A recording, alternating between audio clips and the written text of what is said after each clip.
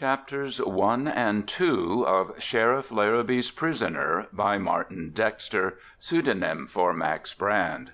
The rain had been falling steadily, with a nor'wester to drive it aslant.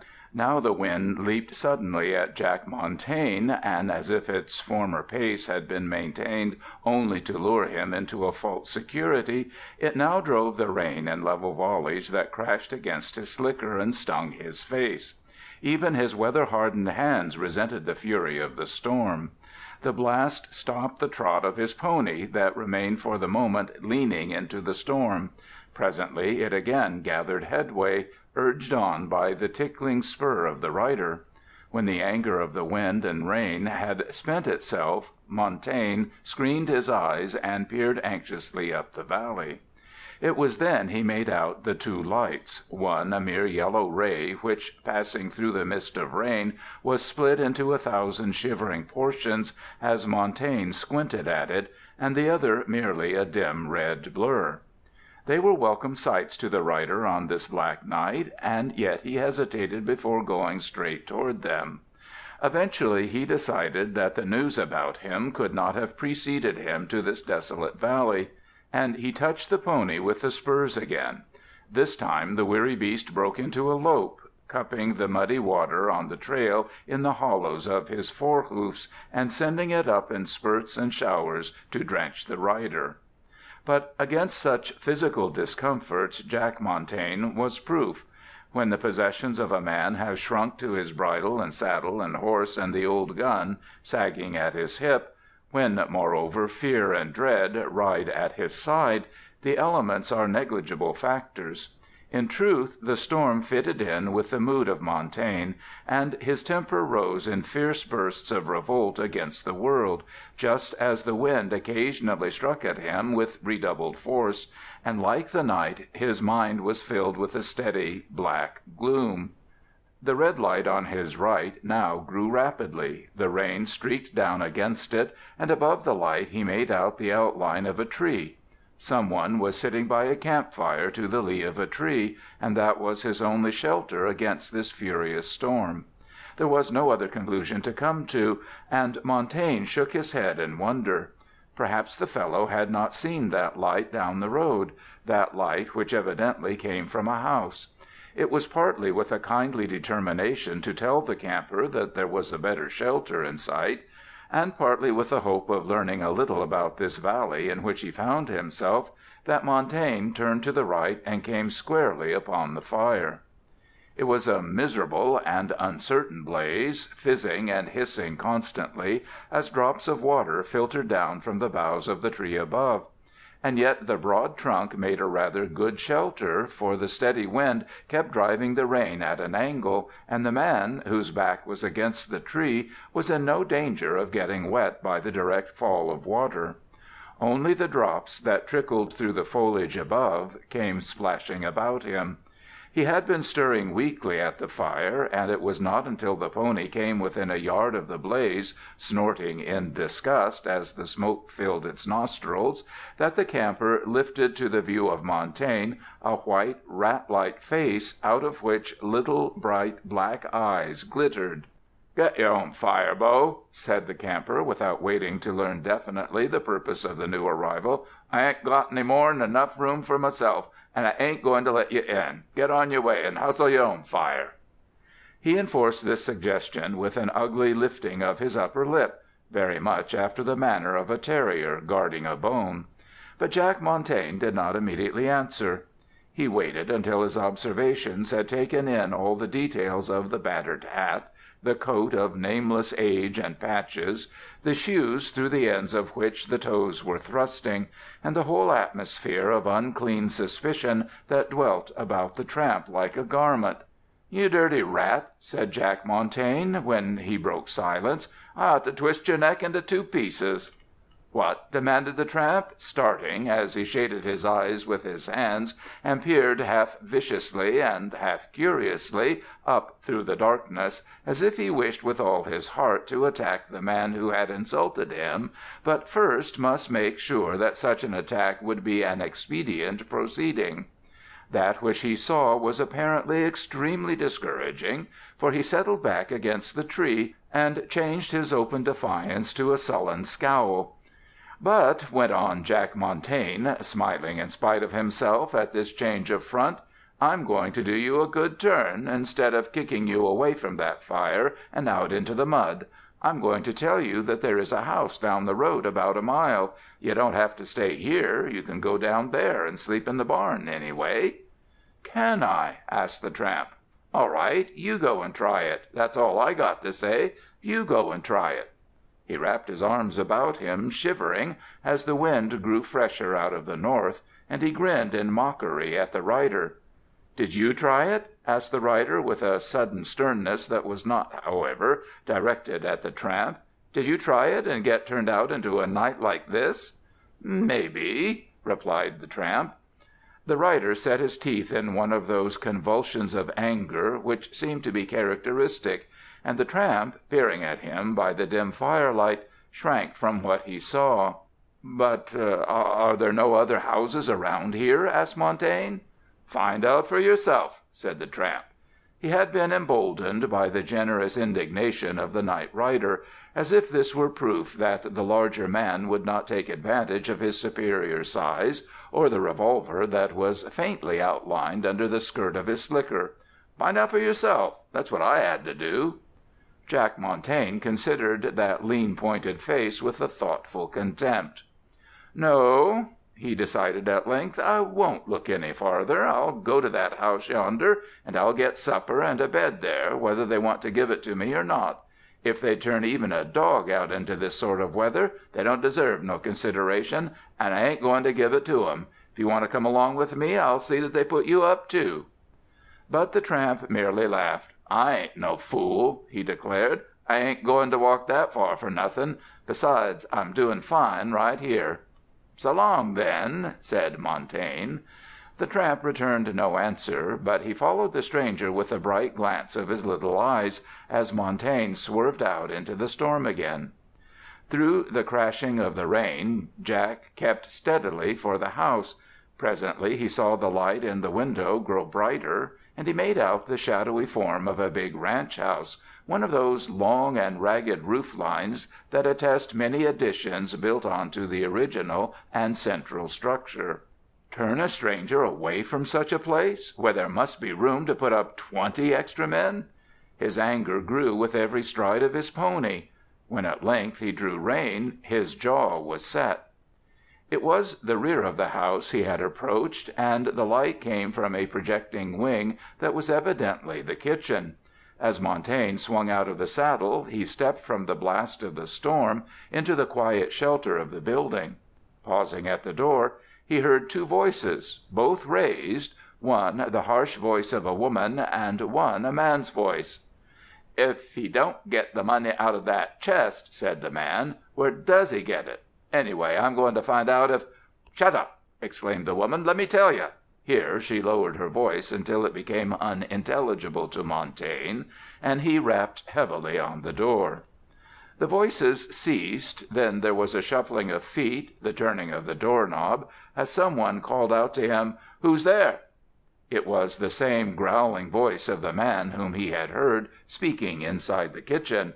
"A stranger, partner," said Montagne pleasantly. "Held up in this rain, and I'd like to get a place to sleep and a bite to eat."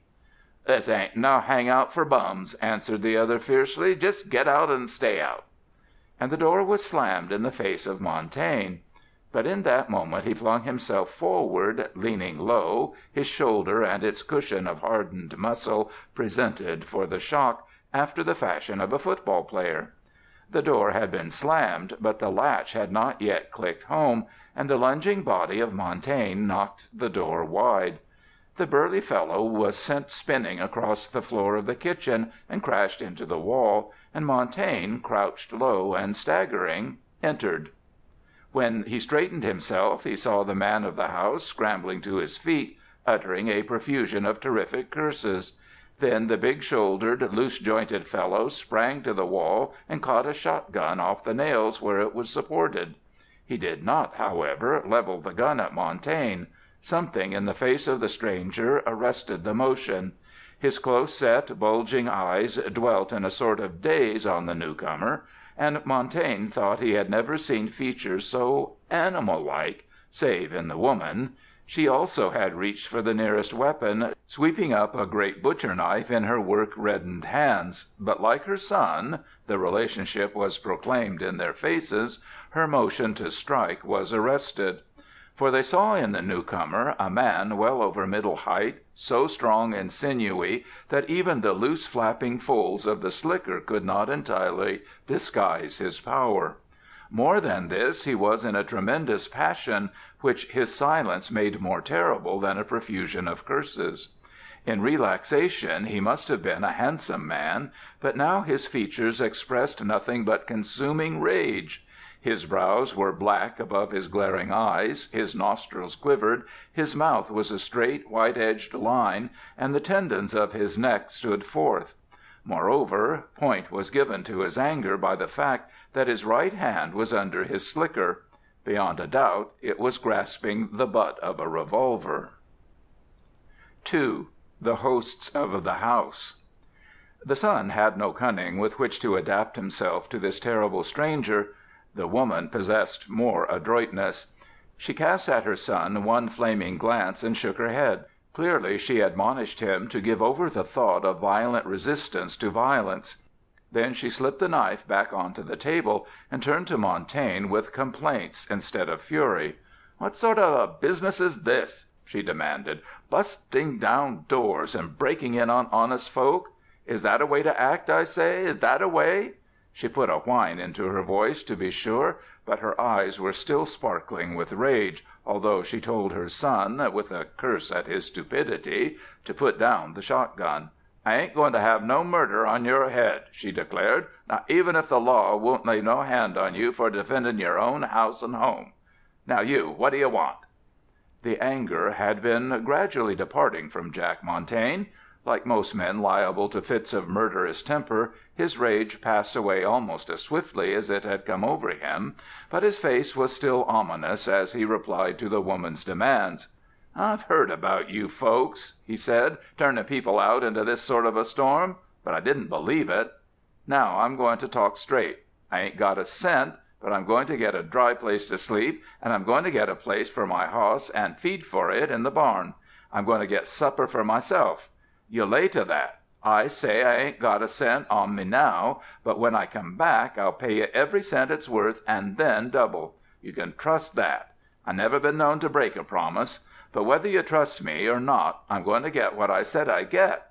Now listen, I'm going to take my hoss out to the barn yonder and find feed for him. Then I'm coming back here, and I expect to find supper started for me. Understand? I've fed 100 gents in my time and never took nothing for it. Now I'm going to get a little part of it back." So saying, he stepped backward into the night and slammed the door behind him. No sooner had it closed than the son slipped to it and laid the great bolt softly in place. Then he turned with a grin of triumph to his mother. "We'll lock him out, confound him," he said. "Think you can hold out one like him?" asked the woman. "Not if you were 10 times the man you are, Gus. It would have taken your father, aye, or a better one than your father, to handle this one." "I dunno," replied Gus. "I can do my share, if I got a chance and ain't took by surprise." "I know. If you got a chance to sneak up on somebody and get a gun trained on 'em, you're as brave enough. But don't try to sneak up on the gent that just come in here. Know why?" "Why?" asked her son, blinking. She slipped a little closer to him and glanced aside at the door through which Montaigne had just disappeared, as if fearful that he might return at that instant and overhear. "Because he's a killer," she whispered. "I know that kind. You see the way he rocked a little from side to side, he was so mad? You seen the way he went white and the veins sprang out purple on his forehead? You seen the way his eyes went jumping everywhere? That's because he was a killer. He had his hand on his gun, and he wouldn't have thought nothing of blowing off both our heads. Oh, I know the likes of him, and I know him well. He's a bad 'un, Gus, and you can lay to that. Don't try no fancy work on him." The pale, brutish eyes of Gus opened wide as he drank in this information. Then the woman went to the door, removed the bolt again, and shook her fist in a consuming burst of rage. "Why should he have come on this night of all nights?" she snarlingly demanded. "We'll just have to put it off," said the son. "You fool," replied his amiable mother. "Why was I cursed by having a coward and an idiot for a son? But you're like your father before you. No sense. Like a swine. Just made for eating and drinking and sleeping and grunting in your sleep. Bah!" The son replied to this outburst of affection with a wicked glint of his eyes and a twitching of his loose upper lip, but apparently he had had too much experience of the virago's tongue to invite a fresh outburst. "How can we put it off? Ain't we got to have the money by to-morrow?" she went on as savagely as before. "You think you can put off Cusack? No, not that leech. He'd foreclose in a minute. His mouth is watering at the idea of getting the ranch anyway. And now this killer comes and—" "Shut up!" muttered the son, as an idea flashed across his brutish face. "Maybe this ain't the worst that could have happened. This having the stranger with us to-night. Maybe we could make him—" His mother checked him with a raised hand, and the next moment the door opened, and Jack Montagne entered the room again. This time he came rather carelessly, even whistling, as if he were now an old acquaintance. He settled himself in a chair, leaned back against the wall, and twitched the holster at his right hip, so that the butt of the gun fell into a convenient position. He regarded the pair with quiet interest. They gave him a glance in return, and then busied themselves in laying out a supper of cold ham and cold fried potatoes and lukewarm coffee, left over from their own evening meal. Without a word they served him. Without a word he drew up his chair and began to eat. As has been said before, he was a good-looking fellow, except when his face was contorted by rage. He had an ominously sudden way of glancing from side to side, and the muscles of the jaw were strongly developed, as in one who habitually kept his teeth set. In actual years Montaigne could not have been more than 27 or 8, but hard experience, of one kind or another, had touched his hair with a streak of gray over the temples. He was a man of many expressions. Looking down, he often seemed middle-aged and weary. Looking up, he seemed years younger. When he smiled, he was suddenly a boy, filled with geniality. "And now," he said, as he approached the conclusion of that cheerless meal, "where do I sleep?" "In the barn," said the woman savagely. "I guess hay is good enough for you." "Sure," agreed Jack Montagne, "only you were so kind of generous about making me accept things ever since I landed here, that I thought maybe you'd want me to sleep in a nice, comfortable bed in the house." He grinned as he spoke, but Gus said, "And so we do. There's a spare bed in the room right next to mine, and—" "Do you think I'll have him in the house?" asked the woman. But her son winked at her, and regarding her steadily, he said, "Shut up, and let me talk. Ain't I the man about this house? I say he's going to sleep inside." He had raised his voice to a shout, and his mother submitted to him with suspicious suddenness. At the same moment a slow, feeble step was heard descending the stairs, a step that hesitated like the movement of extreme old age. "You got the old devil up with your yelling," said the woman. "Now he'll make us all dance for it." The next moment a bent old man came into the doorway. If the woman and her boy were of bearish temper and bearish conformation, the old fellow who now came before the view of Jack Montagne was certainly of the wolf breed. His eagle nose, his grimly compressed lips, his forward-jutting chin, and above all, the cold, keen eyes under the bushy white brows, told of a predatory soul. Years had bowed him, but there was something so significant about him that the hawk-like figure seemed to tower above them all.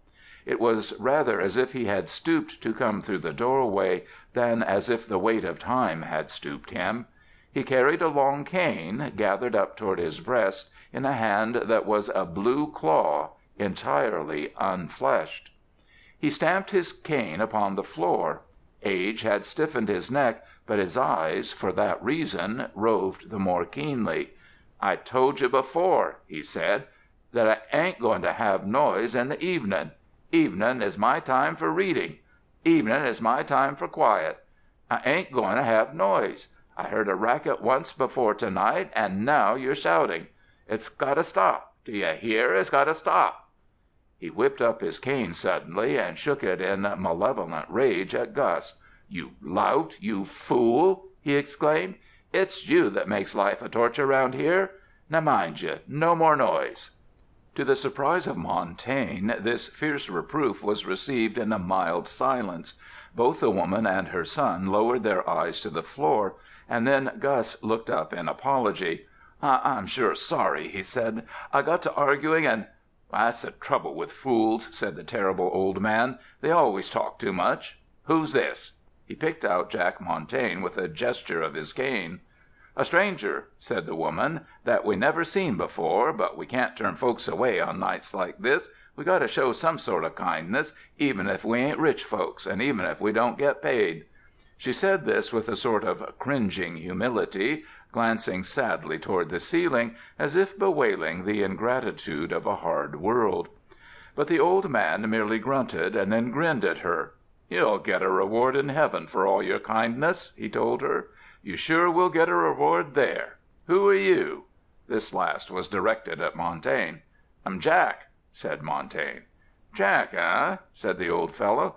"Jack the baker, Jack the butcher, Jack the rope-maker, Jack the killer. Which one are you?" And as he concluded the list of fanciful appellations, his narrow chin thrust out, and his keen eyes probed and stabbed at the eyes of Jack Montagne. In spite of himself, Montagne felt a chill running through his veins.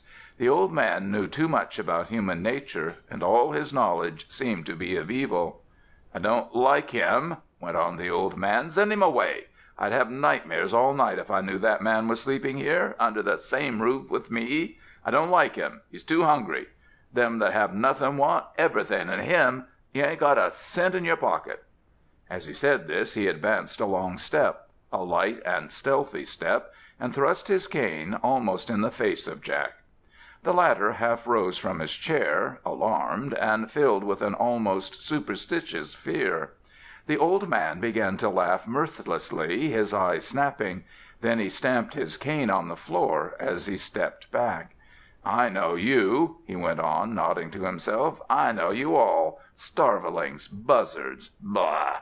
You'll find no meat on my bones to fatten you, not you. Out with you, Jack the beggar, Jack the knave, Jack the killer. Out with you and sleep in the barn. I'll not have you under the same roof with me, I say. I prophesy you won't come to no good end." Jack Montagne slowly recovered his poise in the face of this malignant attack. He settled back again in his chair and smiled in the wicked face of the old man. "I'll stay here," he said, "old bones. I'll stay here and be comfortable. It ain't none too warm outside." "You won't leave, won't you?" demanded the hostile old ogre. "You can't throw him out, can you?" he asked of Gus. Then he answered his own question. "No, it'd taken 10 like you to handle one like him. But if I was 40 years younger, I'd—well, no matter. 40 years are 40 years, and can't be changed." "Mr. Benton," broke in the woman, "I'm terribly sorry. I sure am. I do what I can to make you comfortable, but when gents come and force their way in on me—" "I thought you took him in out of kindness." The irritable old man fairly snapped his question. "Don't talk, Mrs. Zellar. Don't talk. I see through you, and I don't see no good." He turned on Gus. "By the way, seen young Walters lately?" "Seen him this morning, Mr. Benton." "You did, eh? And what'd he say?" "He's doing fine. Says he'll have his interest money ready for you next week. He could pay it now." The old fellow nodded his head slowly back and forth, half closing his eyes. "I knowed Walters would be made by the money I loaned him. I knowed that. I always know." "And right here, Mr. Benton," said the woman, "I could have used that money fine. Me and Gus could have improved the ranch no end, and give you a better rate of interest than Walters does." "Don't talk," declared the octogenarian. "Don't talk. I see through you, like you had a window over where your heart is." He turned and stalked toward the door. His back was visibly pinched and withered under his coat.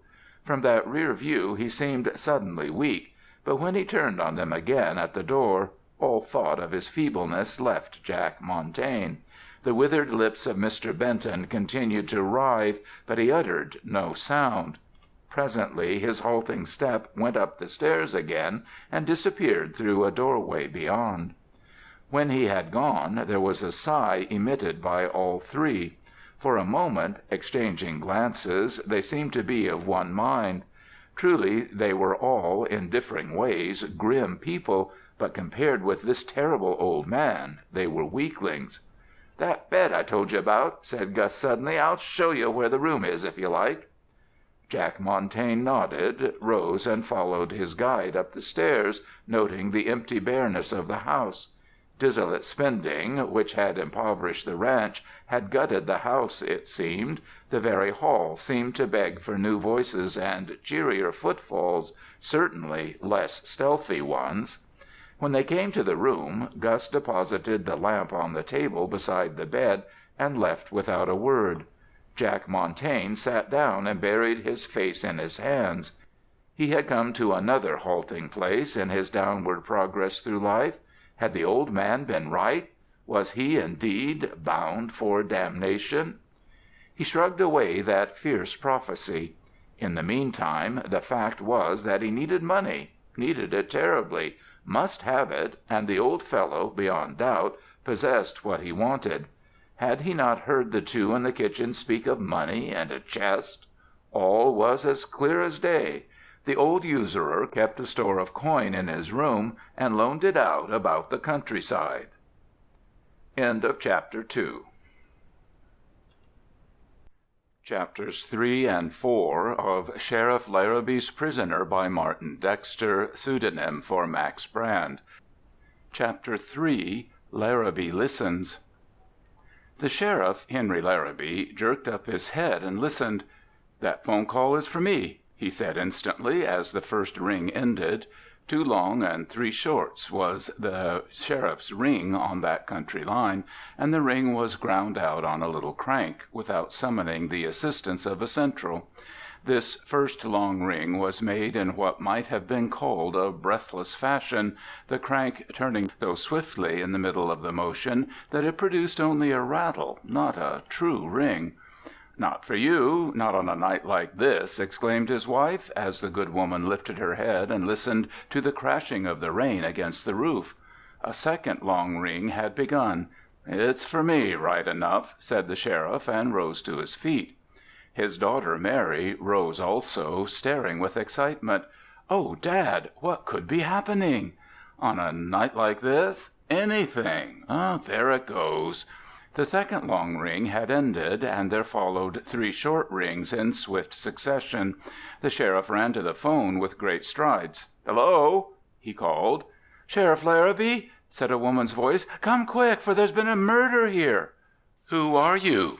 "Mrs. Zellar. Murder. Ah!"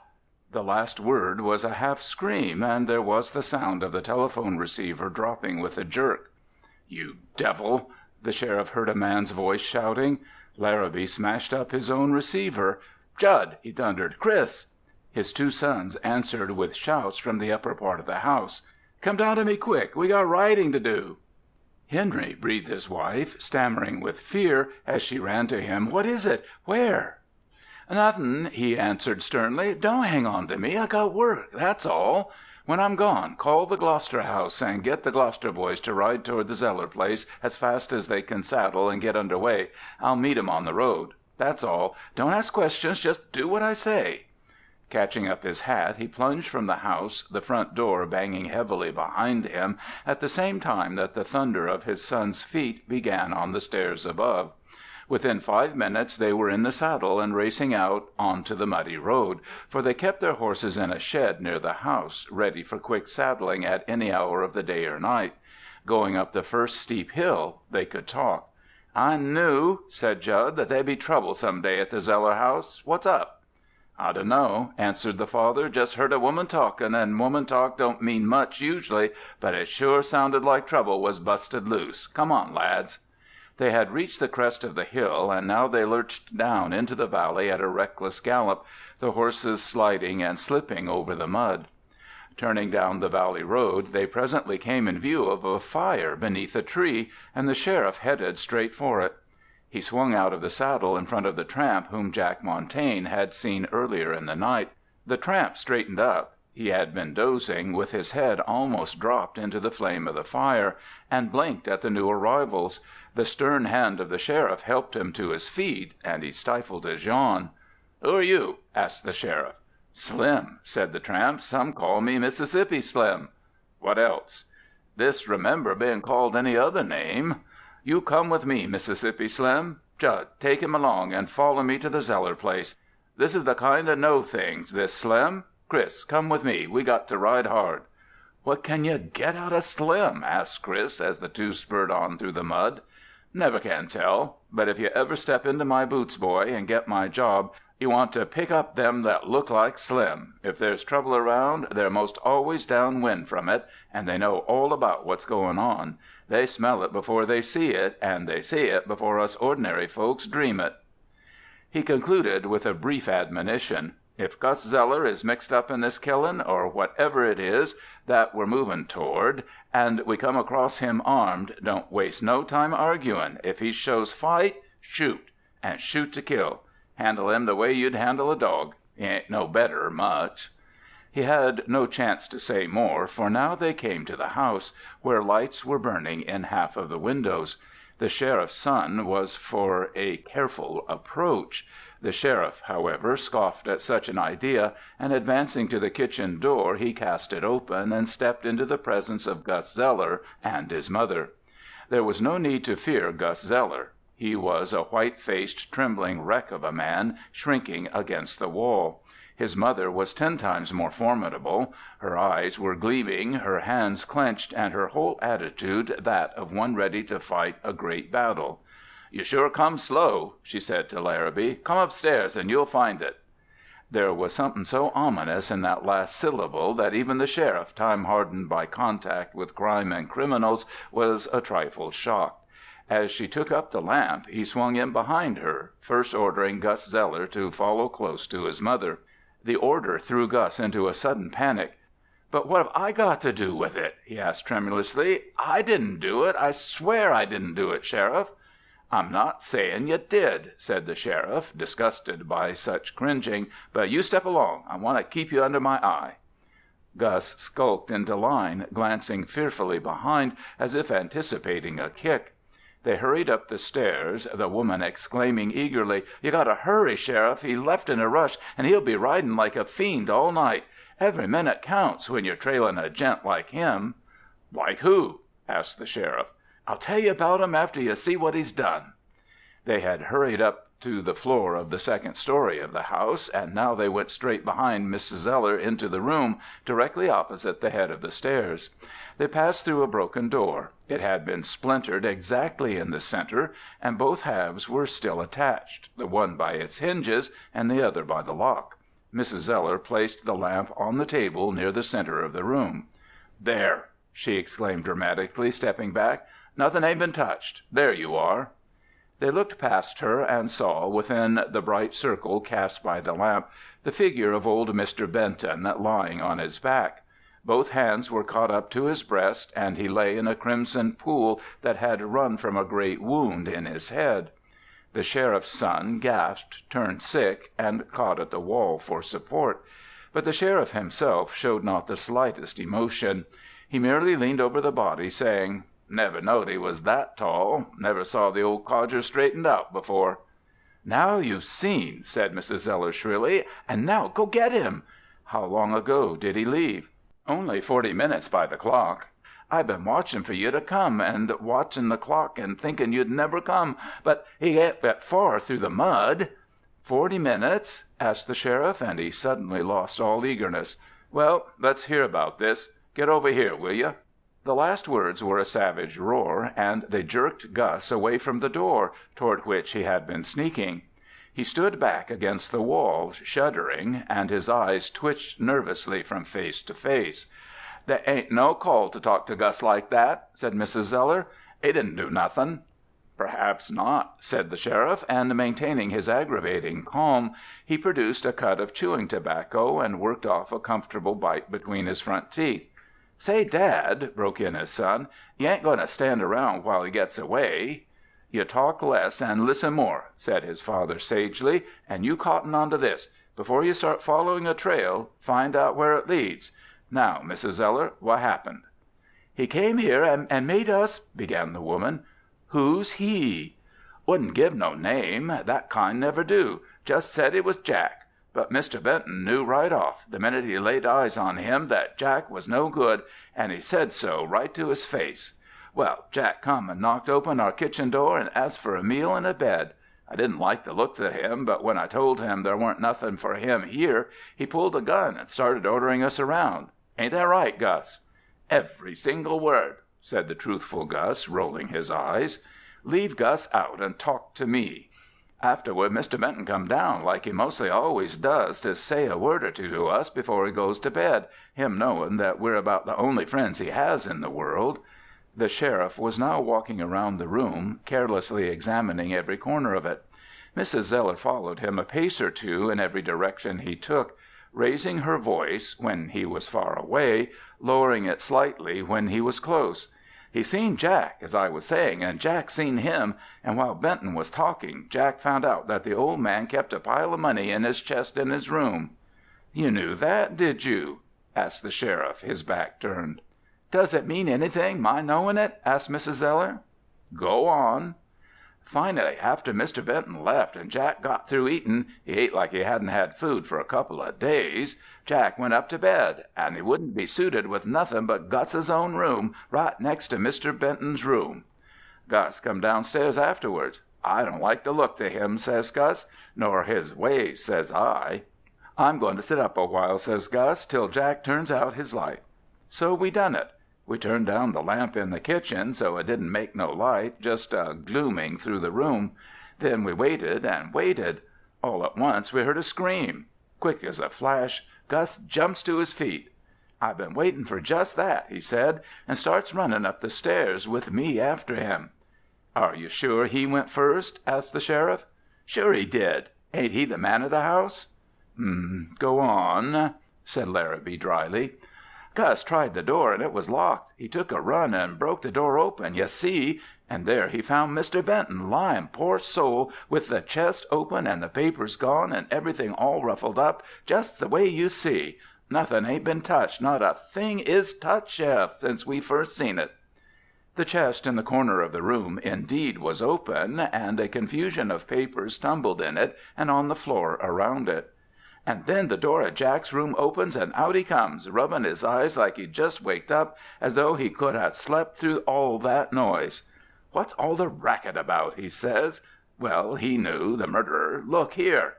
She led the way to the window. Below it was the roof of the veranda that wound around the side of the house. Opposite was another window. 'That window yonder opens into Jack's room, where he was supposed to sleep, the liar. What he done was to slip out of that window of his room and walk right across the roof and open this window and come in. He had first throttled the old man. You see?" She advanced to the body and, leaning about it, pointed to some discolorations on the throat. There was something hideous in this eagerness, something unnatural for her sex. She was giving the scent of Jack Montagne to the bloodhounds. "But the old boy died hard," went on Mrs. Zellar, stepping back again. "He wasn't dead when Jack finished the throttling. He come to life, got his breath, and let out the screech that I heard down below, and near stopped my heart beatin'." The sheriff, in the meantime, went to the window leading on to the roof and tried it. It opened frictionlessly and without sound under the lift of his hand. He turned, nodding, and marked the last of Mrs. Zellar's words with more apparent interest. "And when he screeched, Jack, who was getting the money out of the chest, turned round and hit him over the head with a chunk of wood from the fireplace. There it is." By the open hearth of the fireplace there was a pile of cut wood, each piece well over 2 feet in length. But one of these pieces lay in the middle of the floor, an ugly stain splotched about its sharp edge. "You sure he got the money?" asked the sheriff. "There ain't a cent in the chest," she exclaimed. "Look for yourself, the way I done." "I thought you didn't touch anything?" he asked sharply. "Are you going to lay the stealing on me?" "What did Jack do then?" asked the sheriff. "When he seen the body, he tried to act surprised, but me and Gus drew back and looked at him. He tried to talk the thing off, but we just kept looking. Pretty soon he run out of the room. Next thing we knew, he was jumping downstairs. He didn't hit more'n twice all the way to the bottom. Outdoors he went, and the next minute he was tearing down the road on his hoss, riding west." "Thanks," said the sheriff. "What did he look like?" "Good looking, but mean. About 5'11", dark, straight looking eyes, dark hair, about 30 years old, or less, gray around the temples. Rides a gray hoss. Gus went out and seen it in the barn after Jack went to bed, or after he was in his room. That's all I can think about, except that he looked like a killer. Mr. Benton said so right to his face." Said the sheriff, and raised his eyebrows. "Wait a minute," he added. "Here comes the boys." Chapter 4. Larrabee Wins His Bet. He went to the door and called down. There was a sound of horses snorting in the rainfall outside, and presently a cluster of 5 men climbed the stairs in answer to the call. The 3 Gloucester boys came first. They had answered with all speed the summons from the house of the sheriff. Behind them came Mississippi Slim with his guard. The sheriff greeted the Gloucester boys with a word of thanks for their promptness. "We got a bad ride ahead of us," he said. "This is the work the gent we're after done." He pointed to the body of Benton. "And the man that done it has taken the west road. We'll start right away. Chris, you stay here and keep everybody out of this room. Wait a minute." He turned and eyed Mississippi Slim. The latter was moving stealthily about the room, with his head thrust forward and bent low. He was oddly like a sniffing dog. "Slim!" called the sheriff. Slim whirled as if at the sound of a shot. He had been leaning over the chest full of papers. "You had your fire near the road. See anybody passing tonight?" Slim raised one finger. "What was he like?" "Bad looking, on a gray hoss." "Know anything about him?" "No." "Did he say anything?" "Nothing much."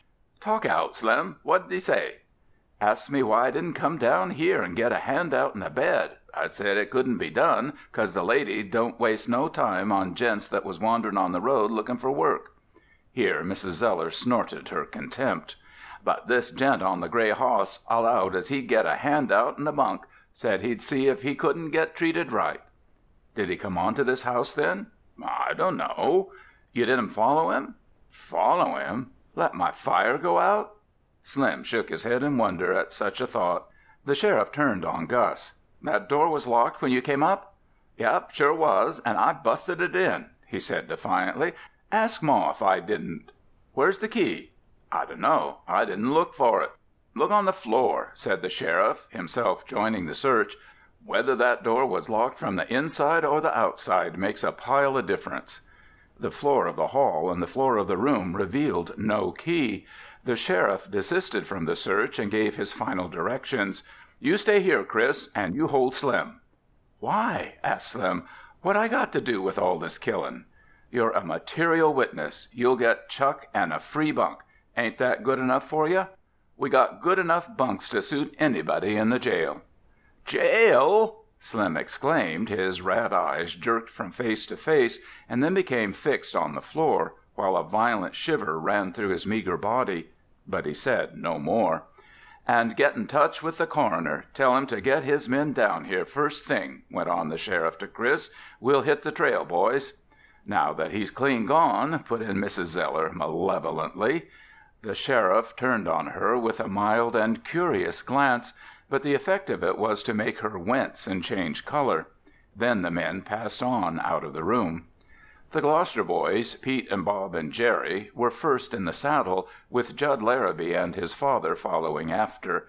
But as the former started down the road to the west, the sheriff called him back. "Where you going?" he asked. "Why, follow the trail, I guess." "You think he went that way?" "Why not?"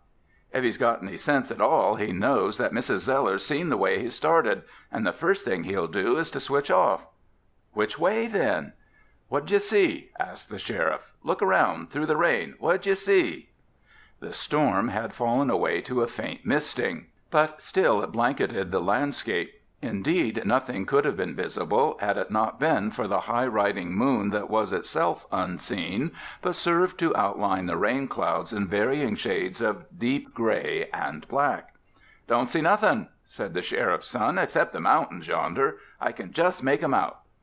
"Then," said the sheriff complacently, "that's where he's gone, and we'll go the same way. Chris!" His other son came a pace closer. "Start using that telephone," said his father. "Get Boontown and tell the Central there to spread the description of Jack around. Get old Miller in Boontown, too, and tell him to get to work talking. That's the best thing he does anyway. Goodbye, boy." Once under way, he made up for his seeming inactivity in the house of the Zellars.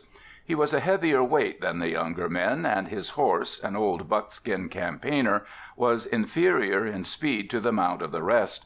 And yet, before they had gone half a mile, the sheriff was in the lead, pushing his horse along with such skill that it seemed he could sense through the dark the obstacles that came in his way. Where the others floundered 6 times, the wise-footed buckskin slipped once. The first excitement wore off with the posse, too, but the sheriff seemed to be spurred on by a steady and unflagging interest that kept his head high and his eyes straining on through the dark. The gray of dawn, which found them in the foothills, following trails that began to wind with the contours of the land, discovered the sheriff as agile of eye as ever and cheerfully examining the hills and the trees as they passed along. The others awakened also as the day began. A freshening north wind chopped the sheeted storm clouds into thin drifts that served to shut the sun out, but allowed most of its light to sift through. In this invigorating air, the sleepless quintet kept on until presently the sheriff raised his hand. "Now," he said, "I figure it's about time for us to look about." His followers had been very prone to beat up every thicket along the way, and they were quite disgusted by the careless methods of their guide and leader. To their minds, 1,000 men might have hidden along the way and laughed as the posse went by on a wild goose chase.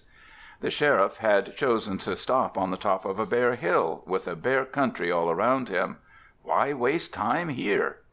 They conveyed their ideas bluntly and immodestly, the more so since the sheriff scratched the stubble on his chin, a far-away look in his eyes, while they talked and seemed to be almost persuaded at every other word.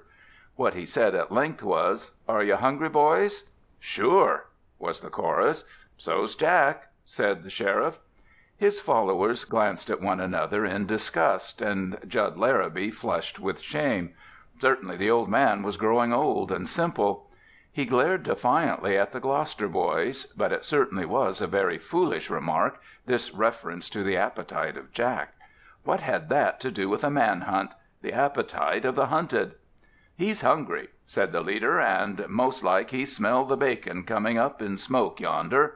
There was 3 or 4 streaks of smoke in view, very dimly perceptible against the gray of the sky. "Nothing like the sight of smoke to make a gent uncommon hungry," went on the sheriff. "Let's start on," urged his son uncomfortably. "We can talk on the way." "On the way to what?" asked his father gently. "Let's make that out first." "That's what I'd like to know," burst out Jud. "Looks to me like we're all wrong. Who'd ride this way, clean out into the open, if he was hunting shelter?" "Maybe he wouldn't," said the sheriff. "It's just my guess. But if you don't do no guessin', you don't catch no men at the end of the trail. I figure Jack pictures us riding hard along the west trail. He's come up here to the hills. He's got a lot of hours ahead of us, he's thinkin'. So he comes over the hill here with a ragin', tearin' hunger, and he can't help stoppin' to eat. Now, first thing is, where'd he go to eat?" "There's the biggest smoke yonder," said Jud, very miserable, but striving to seem as if he took his father seriously. All the time he was wretchedly conscious of the smiles of the Gloucester boys. "That's the biggest smoke," admitted the sheriff, "and that's the one he wouldn't go to. That little house over the hill would be the place that a gent would run for, unless he was professional and had done murders before." "Ain't that just what he is?" asked Pete Gloucester. "Ain't that what Benton called him at sight?" "A murderer?" "No, he called Jack a killer. There's a pile of difference. Jack's an amateur." "What?" "Sure. He turned his trick before he made sure the other folks was in bed. He took a room in the house when he could have pretended he had to keep on his way, and so he could have ridden off and come back and done the job with nobody knowing. Nope, Jack's an amateur. Killers don't pick out old men. Jack needed money, and needed it bad. He started to get it. He choked the old man, not with no pleasure, but because it had to be done. And then, when the old boy screeched, he picked up a piece of wood and batted him over the head. That was just plain clumsy." "Why?" "A professional wouldn't have trusted to choking. He'd have used a touch of the knife. Nothing like a knife for neat, silent work, and dead men don't come back to life and start hollering. So I think Jack's an amateur, for that and other reasons, and being an amateur, I'll just lay you boys even that he's in that little old house over the hills yonder, or has been there." "I'll take it for 20, said Jerry Gloucester instantly. "And me," chimed in Pete and Bob.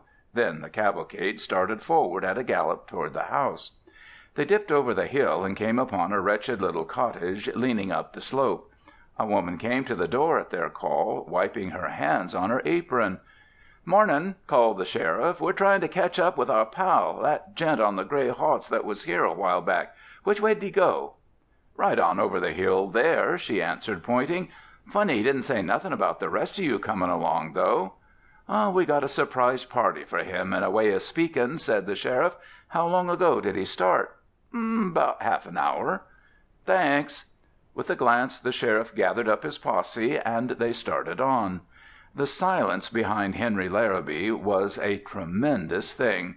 It set him smiling, as he rode to the top of that hill to which the woman had pointed. There he drew rein again. Below, lower hills tumbled this way and that, but the landscape was empty of all signs of a rider. "By the way," said the sheriff, "that bet we made a while back, I forgot that I don't bet that way." "I sure ain't going to be let off that easy," said Pete Gloucester generously. "I was getting to think that I knowed more'n you, Sheriff, and I'm getting off cheap at $20 worth. Besides, why don't you bet?" "It don't pay, somehow," said the sheriff, "to win money out of the life of another man, even if he's a murderer." Chapter 5. Left in the Rain. There was no chance for further argument or comment on the sheriff's ideas. Not half a mile away, climbing out of a hollow and slowly mounting the hillside beyond, they saw a rider passing on a gray horse.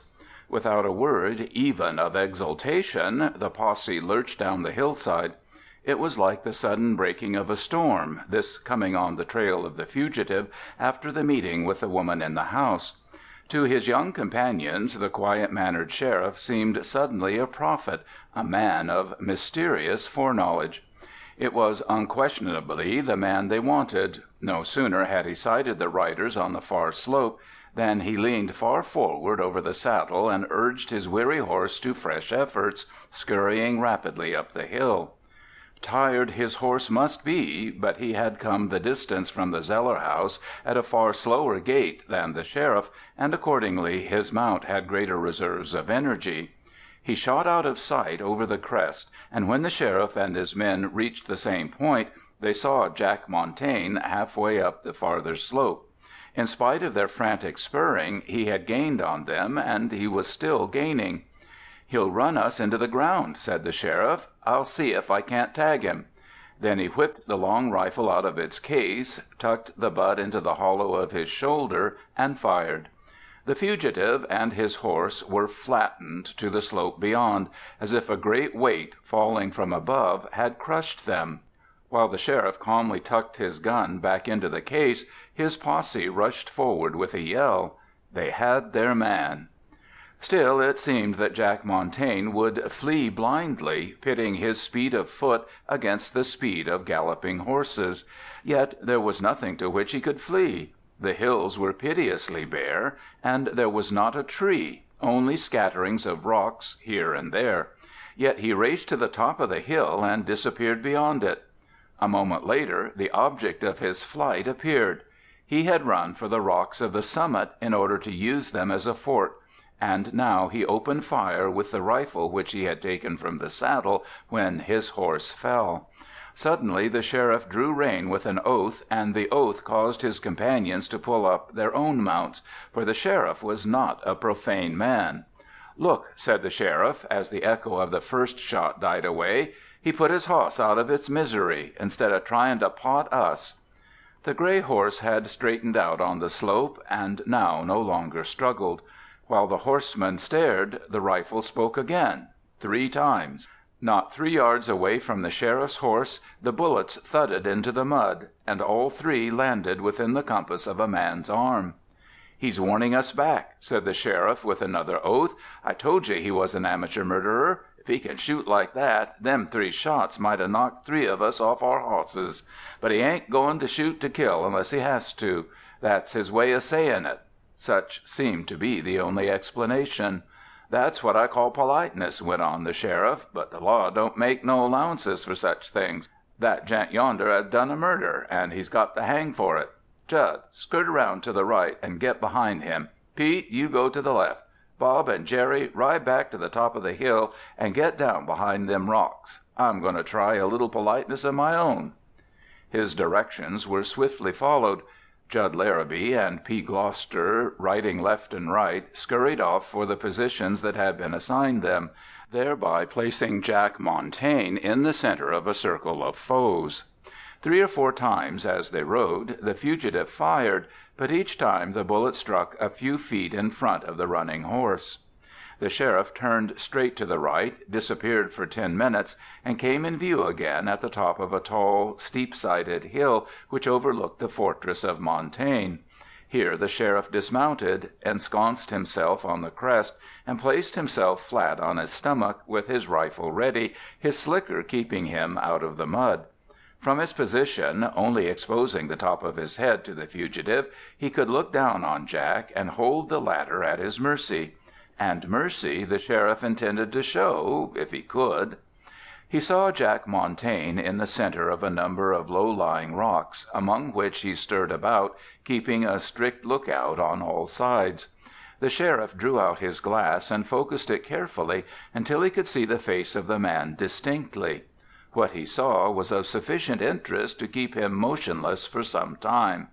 But he knew that appearances are not half the story.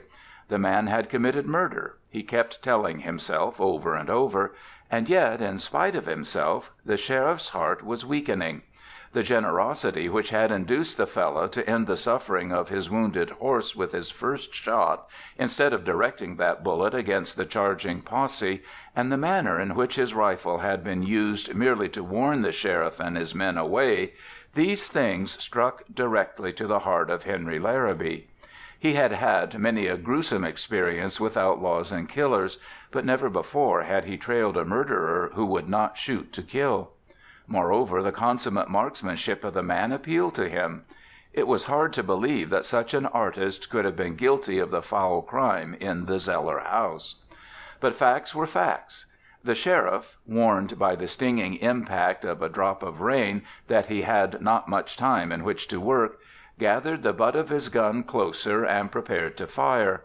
Montaigne was surrounded by rocks, which would serve admirably to protect him from direct fire on the level, but there was none of sufficient height to protect him the angling fire of the sheriff in his commanding position.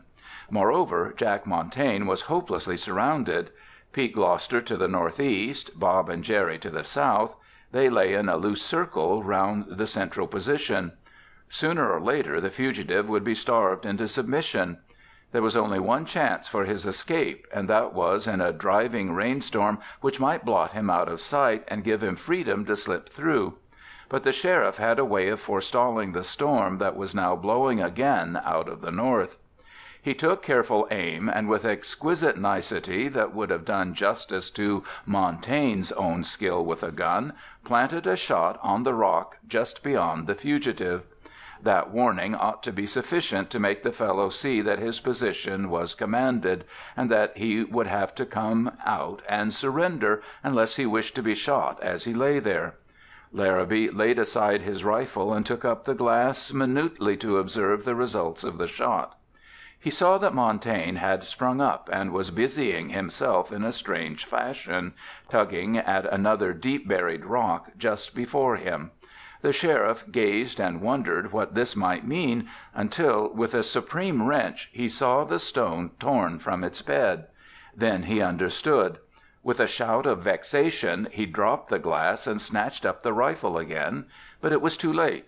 Before he could draw the bead, the second rock had been placed on the first, a Herculean feat of strength, and now the two stones made a perfect, safe shelter against the bullets of the sheriff, even in his commanding position. Larrabee ground his teeth. After all, he had been a fool not to kill this man on the first sight. Now he looked anxiously to the north, but what he saw was greatly reassuring. The storm clouds were piling high, but along the horizon a rift had appeared. Rain was falling steadily, and heavier rain was coming, but it was obviously only a clearing-off shower, and the heart of it would pass over in a few moments. Nearer and nearer came the sheet of rain, blotting out the whole north and consuming hill after hill in obscurity as it swept along. Now he could no longer see the hill where Judd lay, and suddenly the storm struck his own position. In 30 seconds he could not see 10 yards before him or behind, so terrific was the downpour. Unquestionably, Jack would attempt to break through the circle, but before he traveled a quarter of a mile, the storm would have passed and he would be in clear view and rifle range, point blank. Sweeping his slicker about him and sheltering the rifle under it, the sheriff waited, probing the heart of the downpour in case the fellow should attempt to slip past, close beside him. But that was not likely. He would run down through one of the hollows between the hills and never risk meeting with the members of the posse. Still the rain continued, unabating. In the sheriff's anxiety, it seemed to him impossible that so much water could ever have been drawn up into the atmosphere. But still it poured down, moment after precious moment, until at last he saw a gradual brightening to the north, and the hill where Judd lay came into view again like a ghost. It was at this moment that his horse snorted, and the sheriff turned with an appeasing word to see the figure of a man rushing straight on him from behind. There was no time to handle a rifle. As the man drew out of the dense rain, a set, savage face came into view. Larrabee went for his revolver. It stuck in the holster. The rain had got into the leather so that it was glued for a moment to the gun, and when the weapon came into his hand, the other was upon him. The sheriff dodged and fired, but as his finger curled around the trigger, a long arm darted forth, a fist gleamed before him, and the blow landed flush on the point of his jaw. It did not knock him down, but it paralyzed both brain and body. As he staggered back, the revolver fell from his nerveless hand, and the next instant he was swept to the muddy ground in the embrace of bear-like arms. What followed was done with lightning speed and precision. In the space of half a dozen breaths, the sheriff found himself trussed securely, hand and foot, gagged and lying on his back, with the merciless rain whipping down into his face. The fugitive gave him hardly a glance, but caught up the fallen sombrero, flung it over the face of his victim to shelter him from the torrent, and with this final and almost insulting act of grace, he was gone. The splashing of the departing hoofs came back to Larrabee. His destined victim was galloping off on his own horse. That tale would be caught up and told and retold by 100 tongues. In his anguish, Sheriff Larrabee wished that he had died before this day ever came to him. Death was the final meed of every man, but shame should come to cowards only. The rain diminished now, as if like a traitor it only wished to endure until Jack Montagne had used its shelter to escape. A moment later the brightness of the sun was about him. But when would they find him and set him free? How long before they rode again on the trail of that hard-fisted, slippery devil? How long? Chapter 6. All Aboard.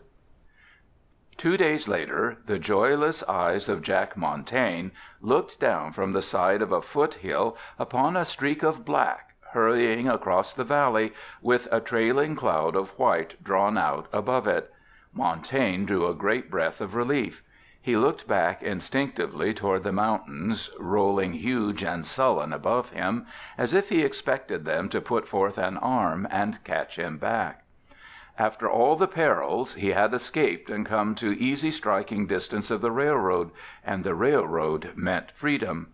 In a few days it could carry him away to the ends of the country, where the names of Zellar and Benton were never dreamed of. He visualized himself in a far-off city, reading an obscure notice in an obscure paper about the futile hunt for Jack Montagne, wanted for murder. For by this time they had surely hunted back to the town of his origin, and there they had learned that other and shameful story, and his name with it. He bowed his head at the thought of it. Then he shrugged back his shoulders and started his pony down the mountainside and toward the rambling collection of houses in the distance. 2 miles from the outskirts he came to a pleasant meadow, where a brook tumbled brightly in the sunshine. Here he dismounted, took off the saddle and bridle, and waved the horse away to freedom. The invitation was accepted with a snort and a flirt of the heels. For a moment Montaigne watched with a sigh, and then turned back to take up his trail. He so timed his approach that he reached the vicinity of the town at dusk, and then skirted about it to the railroad.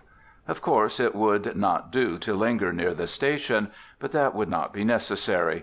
Hardly a mile away the tracks started a stiff grade, where a freight train would have to labor slowly, so slowly that a man, agile of foot and sure of hand, could certainly take it with ease. To this point he went, and selecting a shelter between 2 bushes that would shelter him from the too active eye of some brakie as the train approached, he sat down to wait. The moon rose during his vigil, before he heard a far-off humming on the tracks, and then made out a train stopping at the town and starting again. That it was a freight train he had not the slightest doubt as soon as he heard the redoubled labor of the engine as it reached the grade. Montaigne rose, stretched himself, and finding all his muscles playing smoothly in spite of the long period of inactivity, crouched again between the bushes and watched the train roar nearer. The sound grew louder. The humming of the rails was now a heavy vibration. The rush of the exhaust was like the deafening noise of a great waterfall. With his brain reeling from the uproar, the blow fell that had been so long avoided.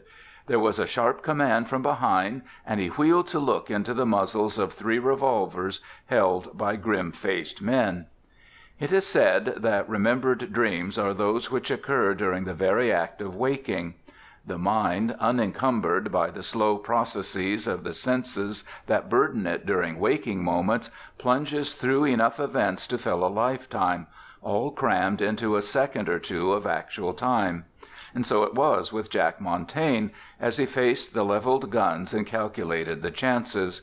There was not a line on a single face that he overlooked. Had there been a single symptom of weakness in a single face, he would have taken the suicidal chance rather than submit. But there was no weakness. Every eye told him the same story: a readiness to kill on the slightest provocation on his part. So he pushed his hands above his head. To those who held him up, it seemed that the gesture of surrender was made instantly. "Suffering cows!" exclaimed Jack Montagne to the sheriff, recognizing his antagonist, whom he had met during the rainstorm. "Is it possible that you've trailed me here?" "Trailed?" asked the sheriff gently. "Not a bit. I just did a little guessing that you'd come over the mountains in this direction, and if you did, you'd be sure to head for this town, and if you headed for this town, you'd be sure to strike for this grade to grab a freight. All simple as daylight. Go through him, Judd." The last was addressed to his son, who now adroitly went through the pockets of Jack. The revolver, the pocket-knife, tobacco and brown papers, and a square of sulphur matches was the total of the effects of Jack Montagne. "He's cached the money somewheres," said Judd. "Ain't any sign of it." "Sure he's cached it," said the sheriff. "Any fool would do that, considering how much there is of it. Where'd you put it, Jack?" he asked casually. Of course, anything you say to us may be used against you."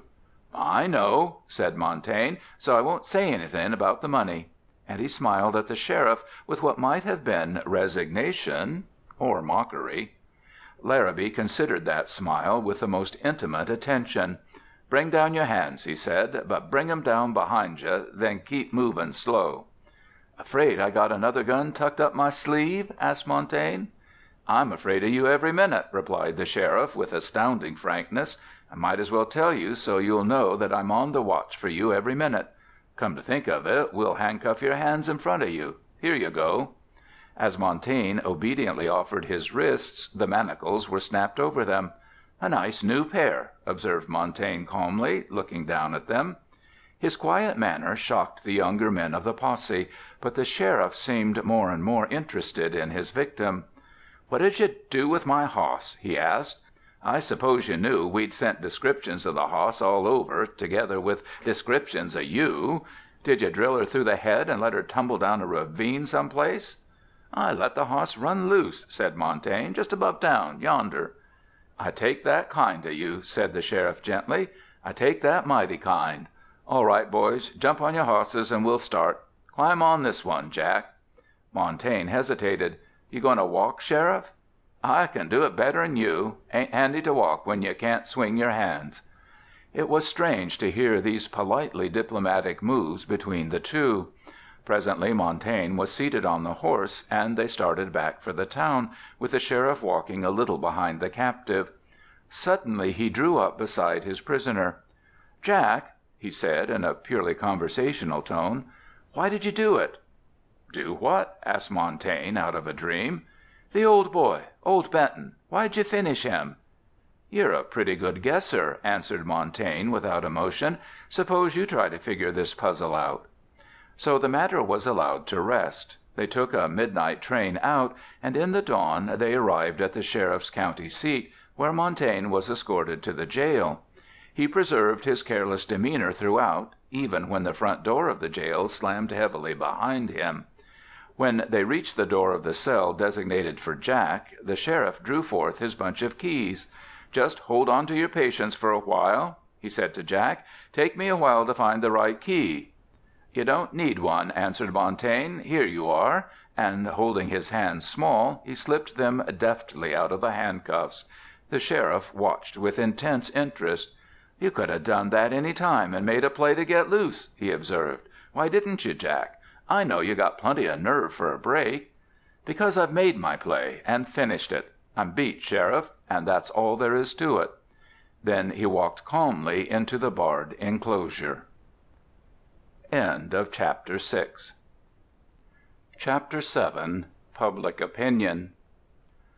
Boontown, the county seat, was so small that the uninitiated were apt to call it a village, but it was not too small to be without that mysterious and uncontrollable voice usually called public opinion. Public opinion on this occasion was wakening from a long, long sleep. For some years public opinion had expressed itself only at elections and similar unimportant and formal functions.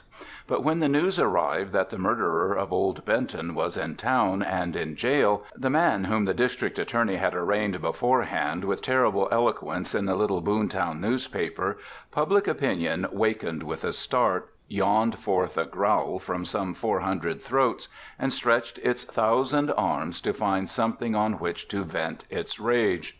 For public opinion is a blind beast, even when it wakens.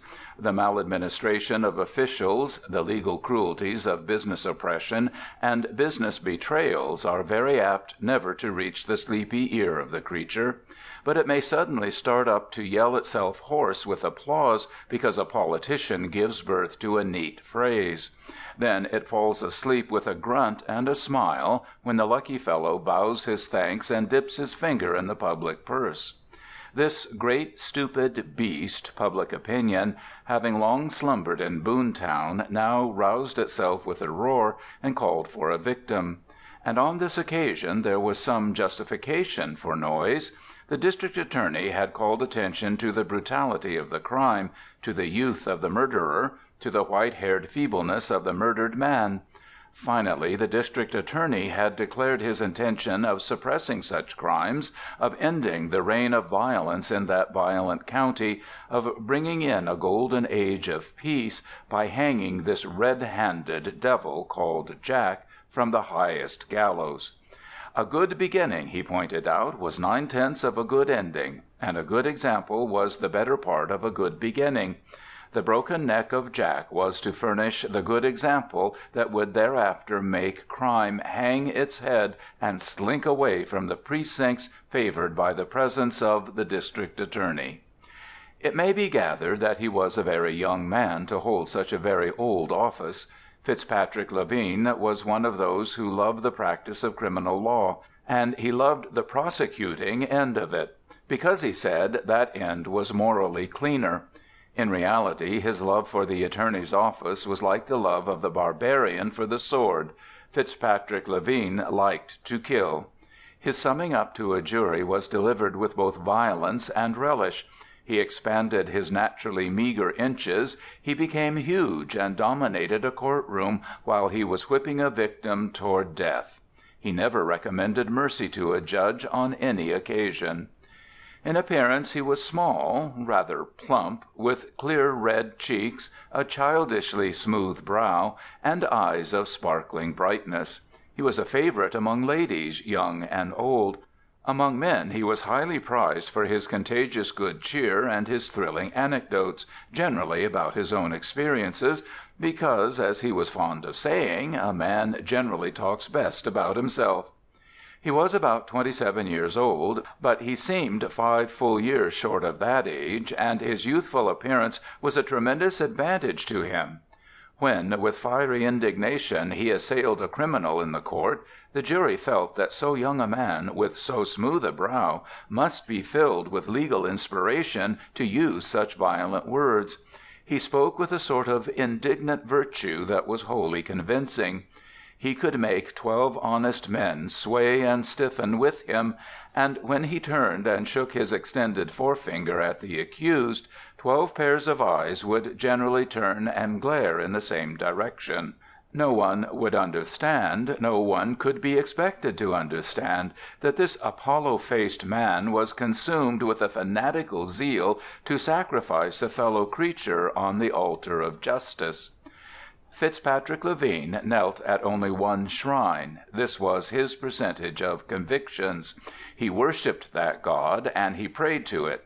He dreamed of a time when his picture would appear in some metropolitan newspaper, setting forth the record of that brilliant young lawyer, Fitzpatrick Levine.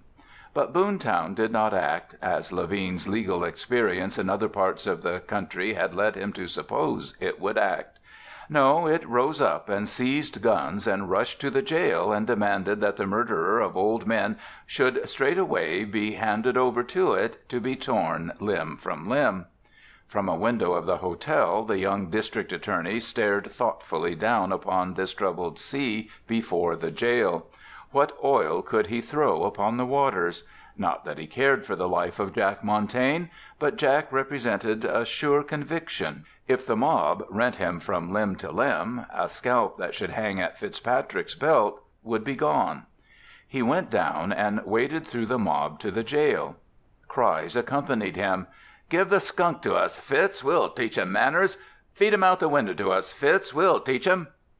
Fitzpatrick Levine reached the door of the jail. 2 pale-faced men with double-barreled shotguns guarded the prison, but they were not the force which held the mob at bay. That force the district attorney found in the office, a large quid of tobacco bulging his cheek, his heels cocked up on the desk. The sheriff rolled dull, contented eyes toward his visitors. "Hello, Levine," he said. "Kind of noisy, ain't they?" Levine despised the sheriff, and the sheriff knew it. The sheriff despised Levine, and Levine knew it. Consequently, they were extremely amiable on all occasions. "But," said Levine, consternation in his face, "aren't you going to do anything?" "About what?"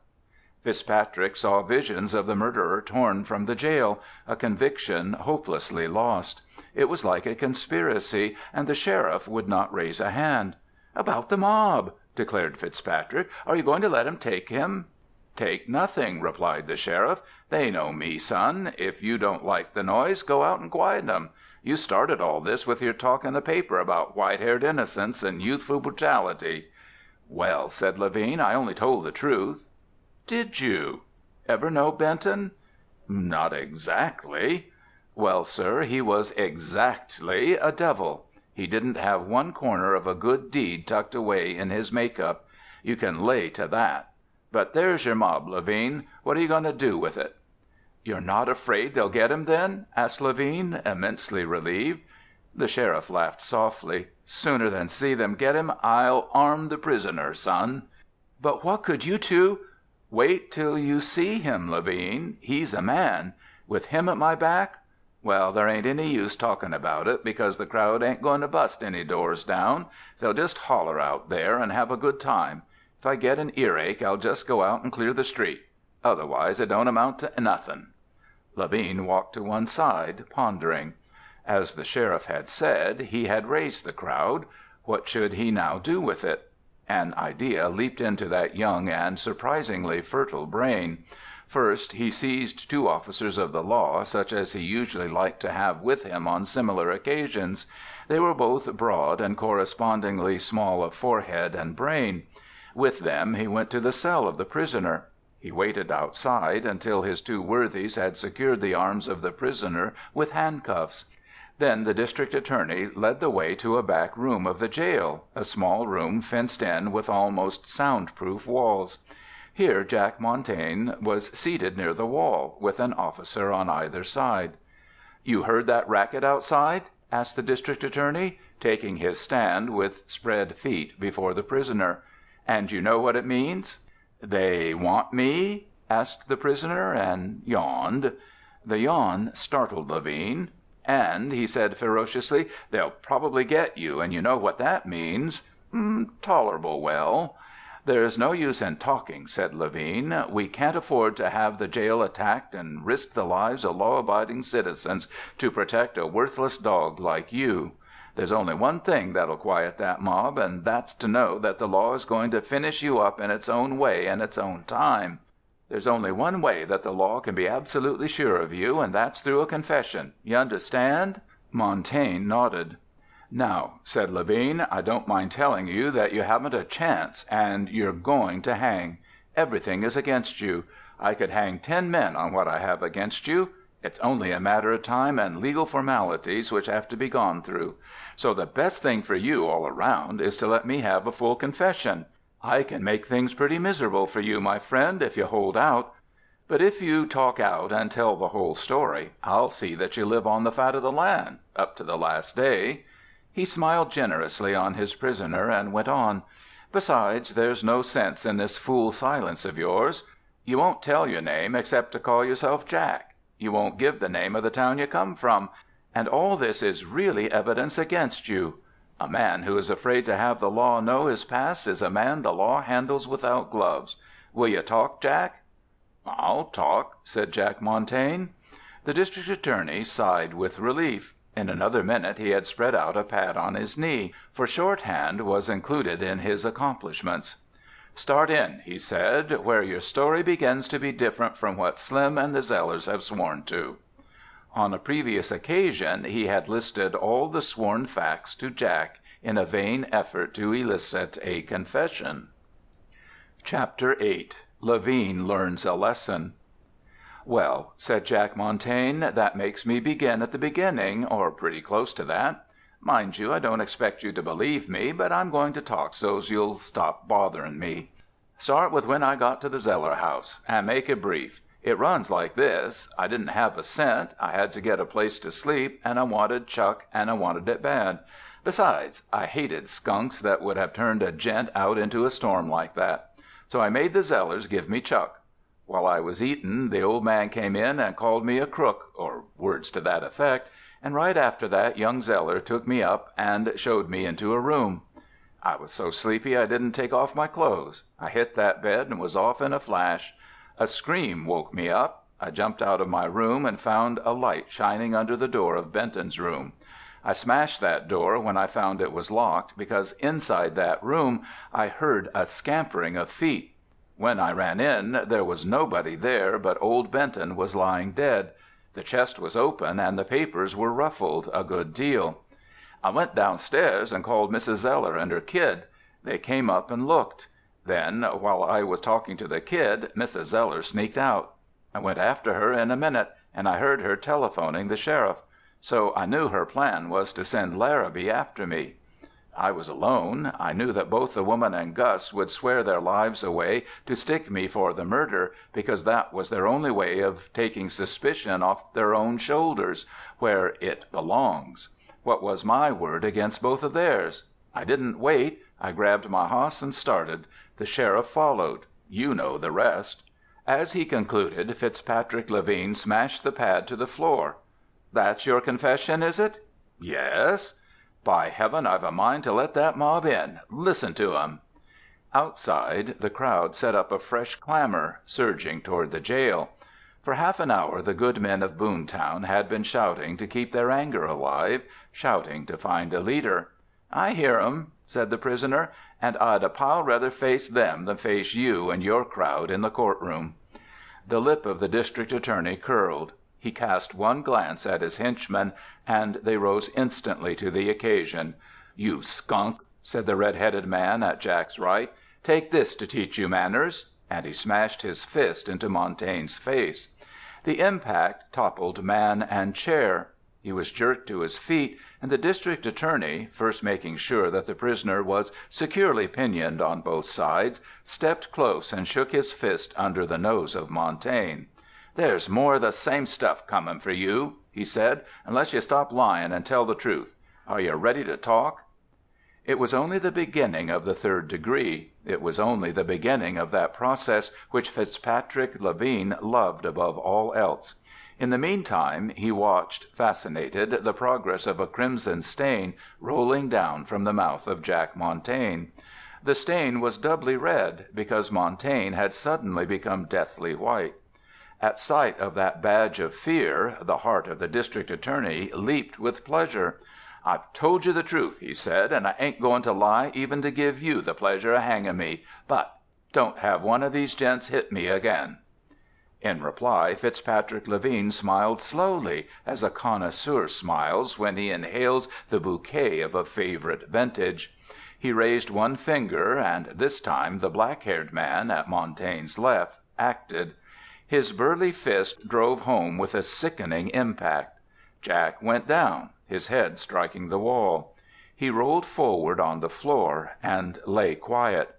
"Pick him up," said Fitzpatrick Levine. "I'll teach the dog to threaten me. You heard him threaten me, Dick?" Dick grinned, and reaching down, jerked Montagne up with one exertion of his burly arms. But it was like lifting a wildcat. Montagne came to his feet, the handcuffs dangling from one wrist. The sheriff very foolishly had neglected to warn his assistants about the great flexibility of those slender hands of Jack, and now his hands were free. He swung the manacles into the face of Dick, and the black-haired man dropped without a cry. Then Jack spun on his heel and smashed his right hand into the face of the redhead, and sent that worthy crashing back against the wall. The district attorney leaped for the door, but between glancing over his shoulder in terror to see how long it might be before the danger assailed him from the rear, and the shaking of his hand, he could not lift the key into the lock of the door. The redhead was battling with noble vigor and calling wildly on Dick to come to his aid, but his voice was choked and stifled in a rain of blows. He got to his revolver only to have it kicked out of his hand. It exploded as it fell on the far side of the room, and the explosion drew a fresh shriek of amazing power from the district attorney.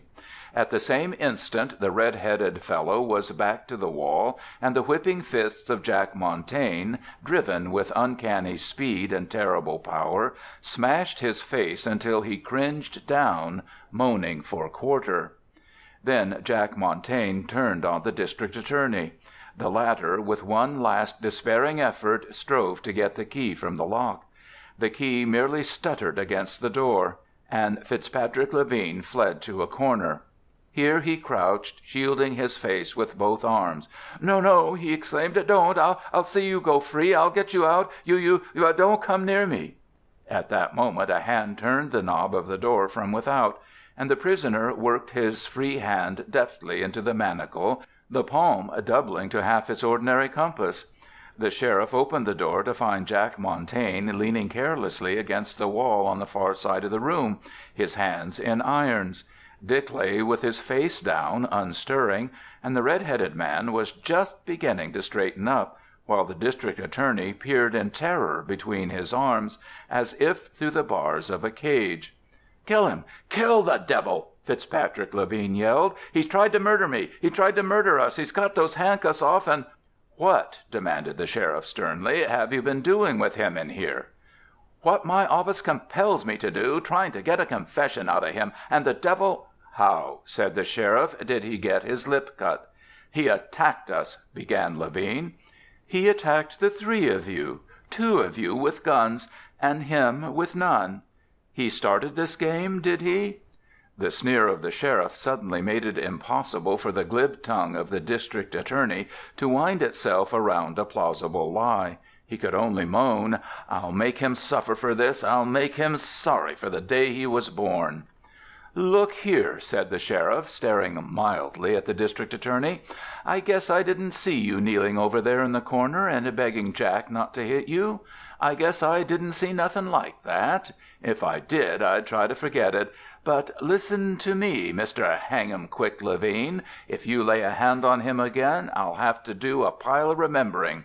What's more, I'll have you and your two thugs laughed out of town for yaller-livered skunks, which you are. District attorney! Bah! You ain't worthy of licking the boots of Jack. Maybe he's done a killin' here and there, but he's been a man, according to my lights. That's more'n you and the two of them there can say. Now get out, and don't come sneaking back to raise trouble here. I'm running this jail, and I'll keep on running it."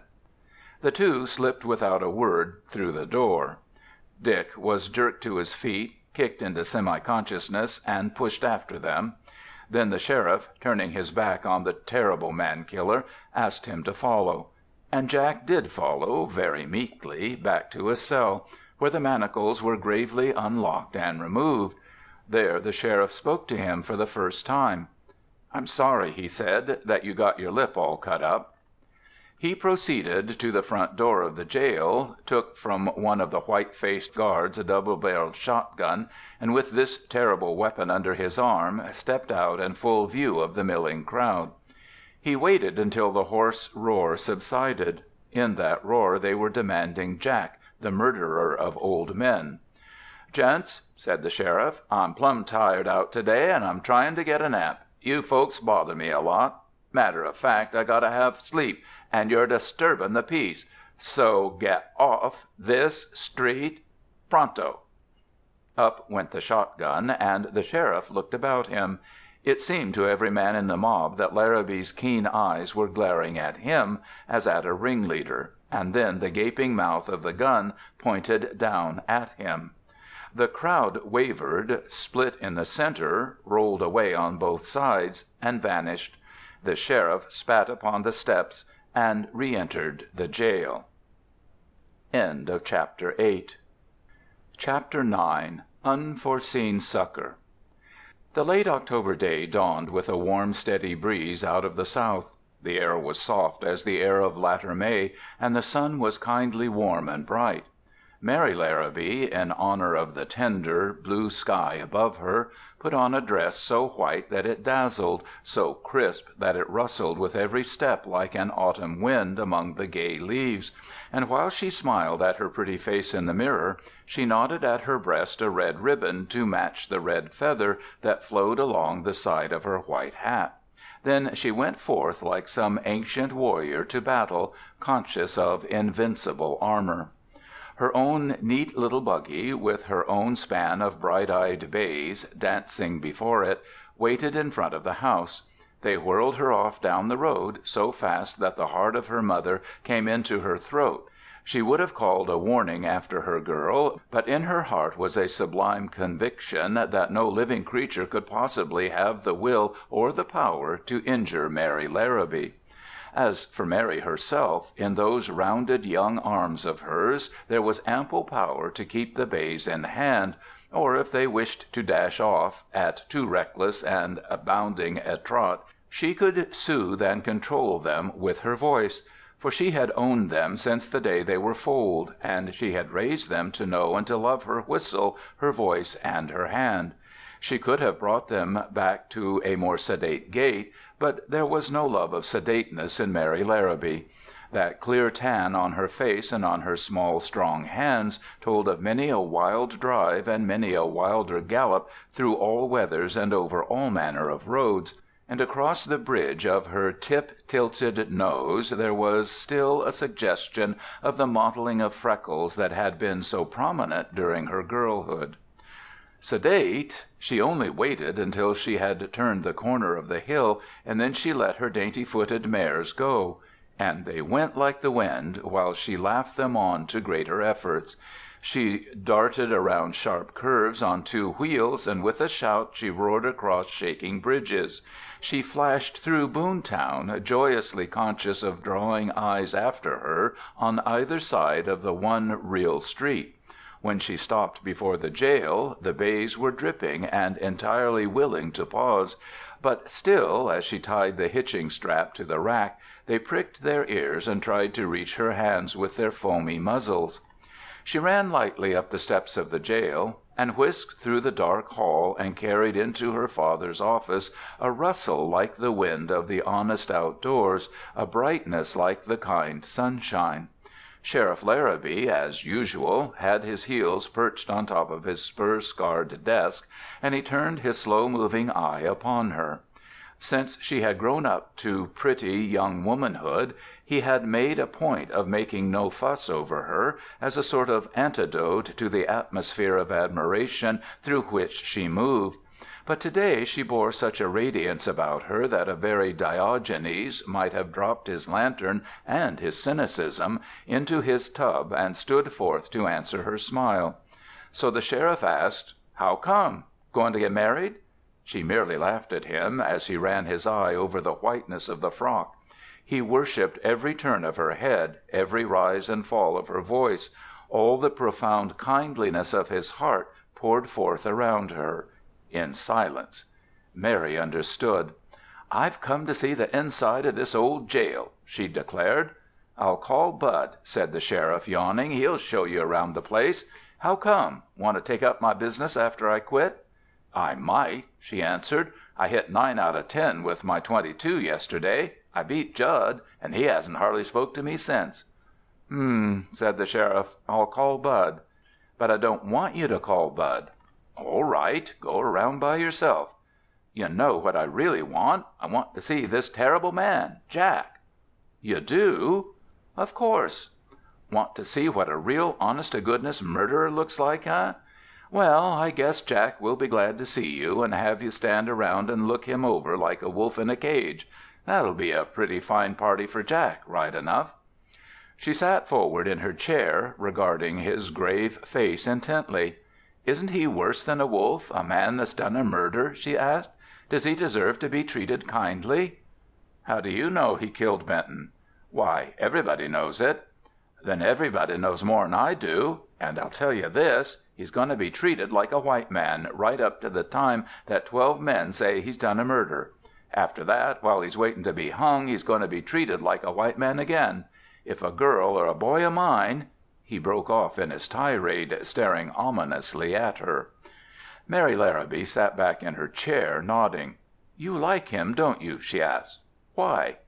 "He's a man," said the sheriff. "He had your brothers and me under his gun once, and he didn't shoot to kill, but just to warn off. Keep that idea in your head, Mary." She grew pale at the thought. "You still want to see him?" "I want to see him and thank him," she said eagerly. "Why, Dad, how could such a man be a murderer?" She did not quail before the grim accusation which the world had placed against Montagne. Suddenly she was asking, "Has he a ghost of a chance of proving himself innocent?"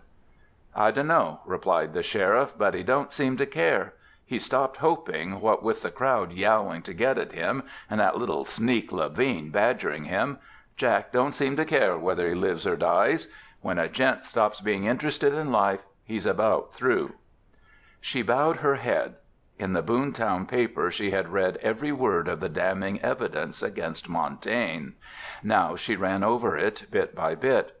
Truly it seemed a perfect case against the stranger, unless her father's prejudice in favor of Jack might be based on good grounds. "Will you introduce me to him?" she asked gently. "Sure," said the sheriff. "If you're going to meet him like that, I'll take you in." He led the way to the rear of the jail, to the cell of Montagne, where the latter was rolling a cigarette with careless skill. "This is my daughter Mary," said the sheriff. "I've been telling her how you played white when we were giving you a run, and she thinks she's got something to thank you about. I'm going back in front, Mary." As the sheriff sauntered away, he saw Jack Montagne rise and nod to the girl. He heard him say, "No call for thanking me. Matter of fact, I took the sheriff quite a bit out of his way." And he grinned as he spoke. "There's nerve," muttered the sheriff. "Enough for 10 ordinary men." But Mary Larrabee was unable to answer that careless speech for a moment. She stared steadily into the lean brown face of the man, the straight-looking eyes, remembering what her father had said. "He's a man." That, after all, summed it up. And when the prisoner merely nodded to her, she suddenly stepped close to the bars and stretched her hand through them. "I do want to thank you," said Mary Larrabee, "and I want to say how sorry I am that you're in trouble." His carelessness disappeared. He straightened, flushing to the roots of his hair, and advancing slowly, took her hand. "Mighty good of you to come in to say that," he said huskily. She waved that idea away. "First of all," she said, still probing him and finding nothing sneaking or elusive about his return glance, "I want to know what you're doing to protect yourself." "Nothing," he answered, "because nothing can be done." "Because you have no money?" "Well, that's partly it." "Dad would help you, I know," said the girl, "but as the sheriff he can't very well do that. However, I can, and I have money. I know the lawyers in town, too, and I can get one to work for you." He shook his head. "I've always been set against taking charity," he replied. "Will you tell me only one thing?" she pleaded. "Will you simply tell me that you didn't do this horrible, impossible thing?" He watched her for a moment with a singular hunger, but at length he shook his head with decision. "It's no use," he said, "because there's nothing that can help me, and I've made up my mind not to speak again." "That's a final decision?" "Absolutely." "Then," she answered, "I'll tell you that I'm perfectly convinced that you didn't do it. I know you didn't do it, and I'm going to prove it to the world that you didn't." The flush grew darker and darker on his face as his eyes expanded. "It's plumb easy to see," said Jack Montagne, "that you're your father's daughter. He's the squarest shooter I ever met, and you sure take after him. Why, if you were a man—" He paused, but she urged him on with, "Well?" "You'd be the sort I'd tie to, the sort I'd want to have around in a pinch. But the way it stands—well, there's just one good thing you can do, and that's to forget all about me." He was so calm about it that the tears rushed to her eyes. To hide them, she turned abruptly away, waved her hand to him, and ran out to find her father. The latter was walking up and down outside the jail, scuffing up the sand and studying it absent-mindedly. "I've made up my mind to fight for him," said the girl, on fire with enthusiasm. "There must be some way." "Most like," said her father carelessly, "most like there is. Never can tell when something will turn up." Up and down they walked, past the side of the long, low building. She knocked her shoe against a bright bit of metal and stooped and picked up an old house key. She pocketed it automatically, as some people do in such cases. "How," asked the girl, summing up the case with energy, "can 12 men with good sense look at Jack and think he could commit a crime?" Replied her father, "it's pretty rare to get 12 men together and get good sense out of 'em, and it ain't hard for that little snake Levine to hypnotize an average jury. No, Mary, you sure got no hope, not against Levine. He's a man-killer, but he uses the law to do his killing." She stamped in her anger. "How many other men is he going to hang?" she asked furiously. "How many other men are in the jail here waiting until that little rat has time to come out and worry the lives out of them?" Her father smiled a little at this vigorous denunciation. "We're having dull times," he said. "Only one other gent in the jail, and that's the hobo, Mississippi Slim." At this the girl stopped short. "Where's Mississippi?" "In the jail." I know, but what cell?" "Got an idea?" "I don't know, but for heaven's sake tell me. What's his cell?" "Right yonder." He pointed to a grating a few paces away. "He may be hearing us now." "Oh!" exclaimed Mary Larrabee, "it's turning my brain upside down. Is there a chance—" "Of what?" "Nothing," said Mary, and she bolted for her buggy in front of the jail, running with the speed and the grace of a boy. Chapter 10. The Key to the Door. She whisked out of Boontown as she had whisked into it, the bays sweeping the light rig along at a terrific clip. Presently she turned onto a dim country road made by the wear of travel, but never graded. Straight out of it she drove until she came to a sight of the house of the Zellars. She drew back her horses to a slower gait and finally pulled up behind the house. Instantly her eye met a reminder of the crime. Two parts of a door, split cleanly down the center, were leaning against the wall near the kitchen window. This was the door that both young Zellar and Jack Montagne claimed to have broken through in an effort to get at the room of the dead man.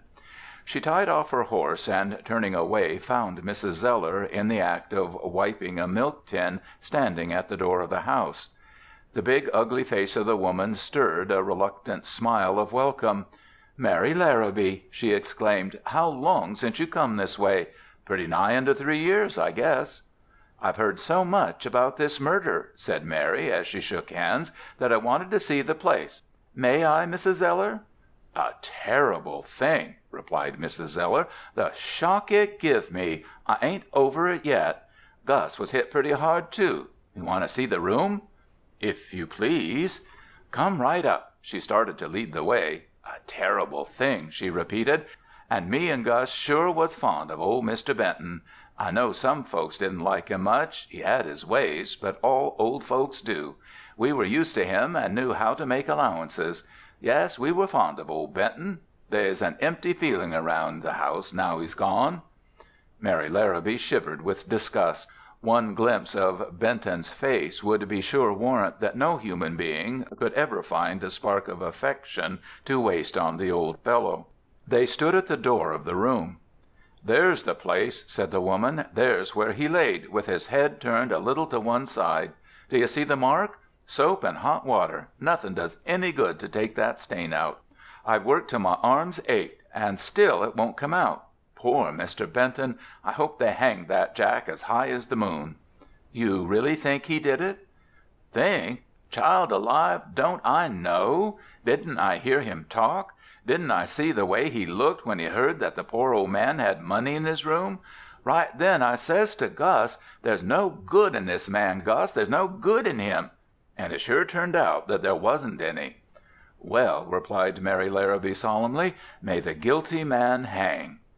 She turned away, sick from what she had seen, and went slowly down the stairs.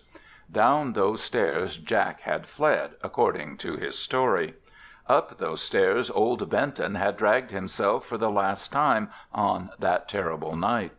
Every detail of that night of storm and horror came back to her. In the open air she drew a great breath of relief, and approaching the broken door, she drew out the key that she had picked up beside the jail, and tried it hastily. The lock turned smoothly under the pressure and turned back again. Mary Larrabee drew it forth and dropped the key back into her pocket, her heart racing with excitement. "How come?" asked Mrs. Zellar, following with aggressive curiosity. "I forgot to say," said the girl glibly enough, "that my father asked me to bring back the lock of the door to Benton's room. Will you let me saw it out?" Mrs. Zellar fixed her big, startling eyes upon the face of Mary Larrabee, frowning. Evidently she was not at all pleased. "It don't sound like your father sending you around on jobs like this," she declared. "It don't sound the least bit like him." "He knew I was coming out here anyway," exclaimed Mary. Said Mrs. Zellar gloomily. "You want the lock. But why do you want it?" "I never could make any sense out of these legal matters," said Mary, managing to smile in the face of that dark suspicion. "But that's what Dad asked me to bring. Course, if you don't want to part with it, I'll simply go back and have him—" "Oh, it ain't that," protested Mrs. Zellar.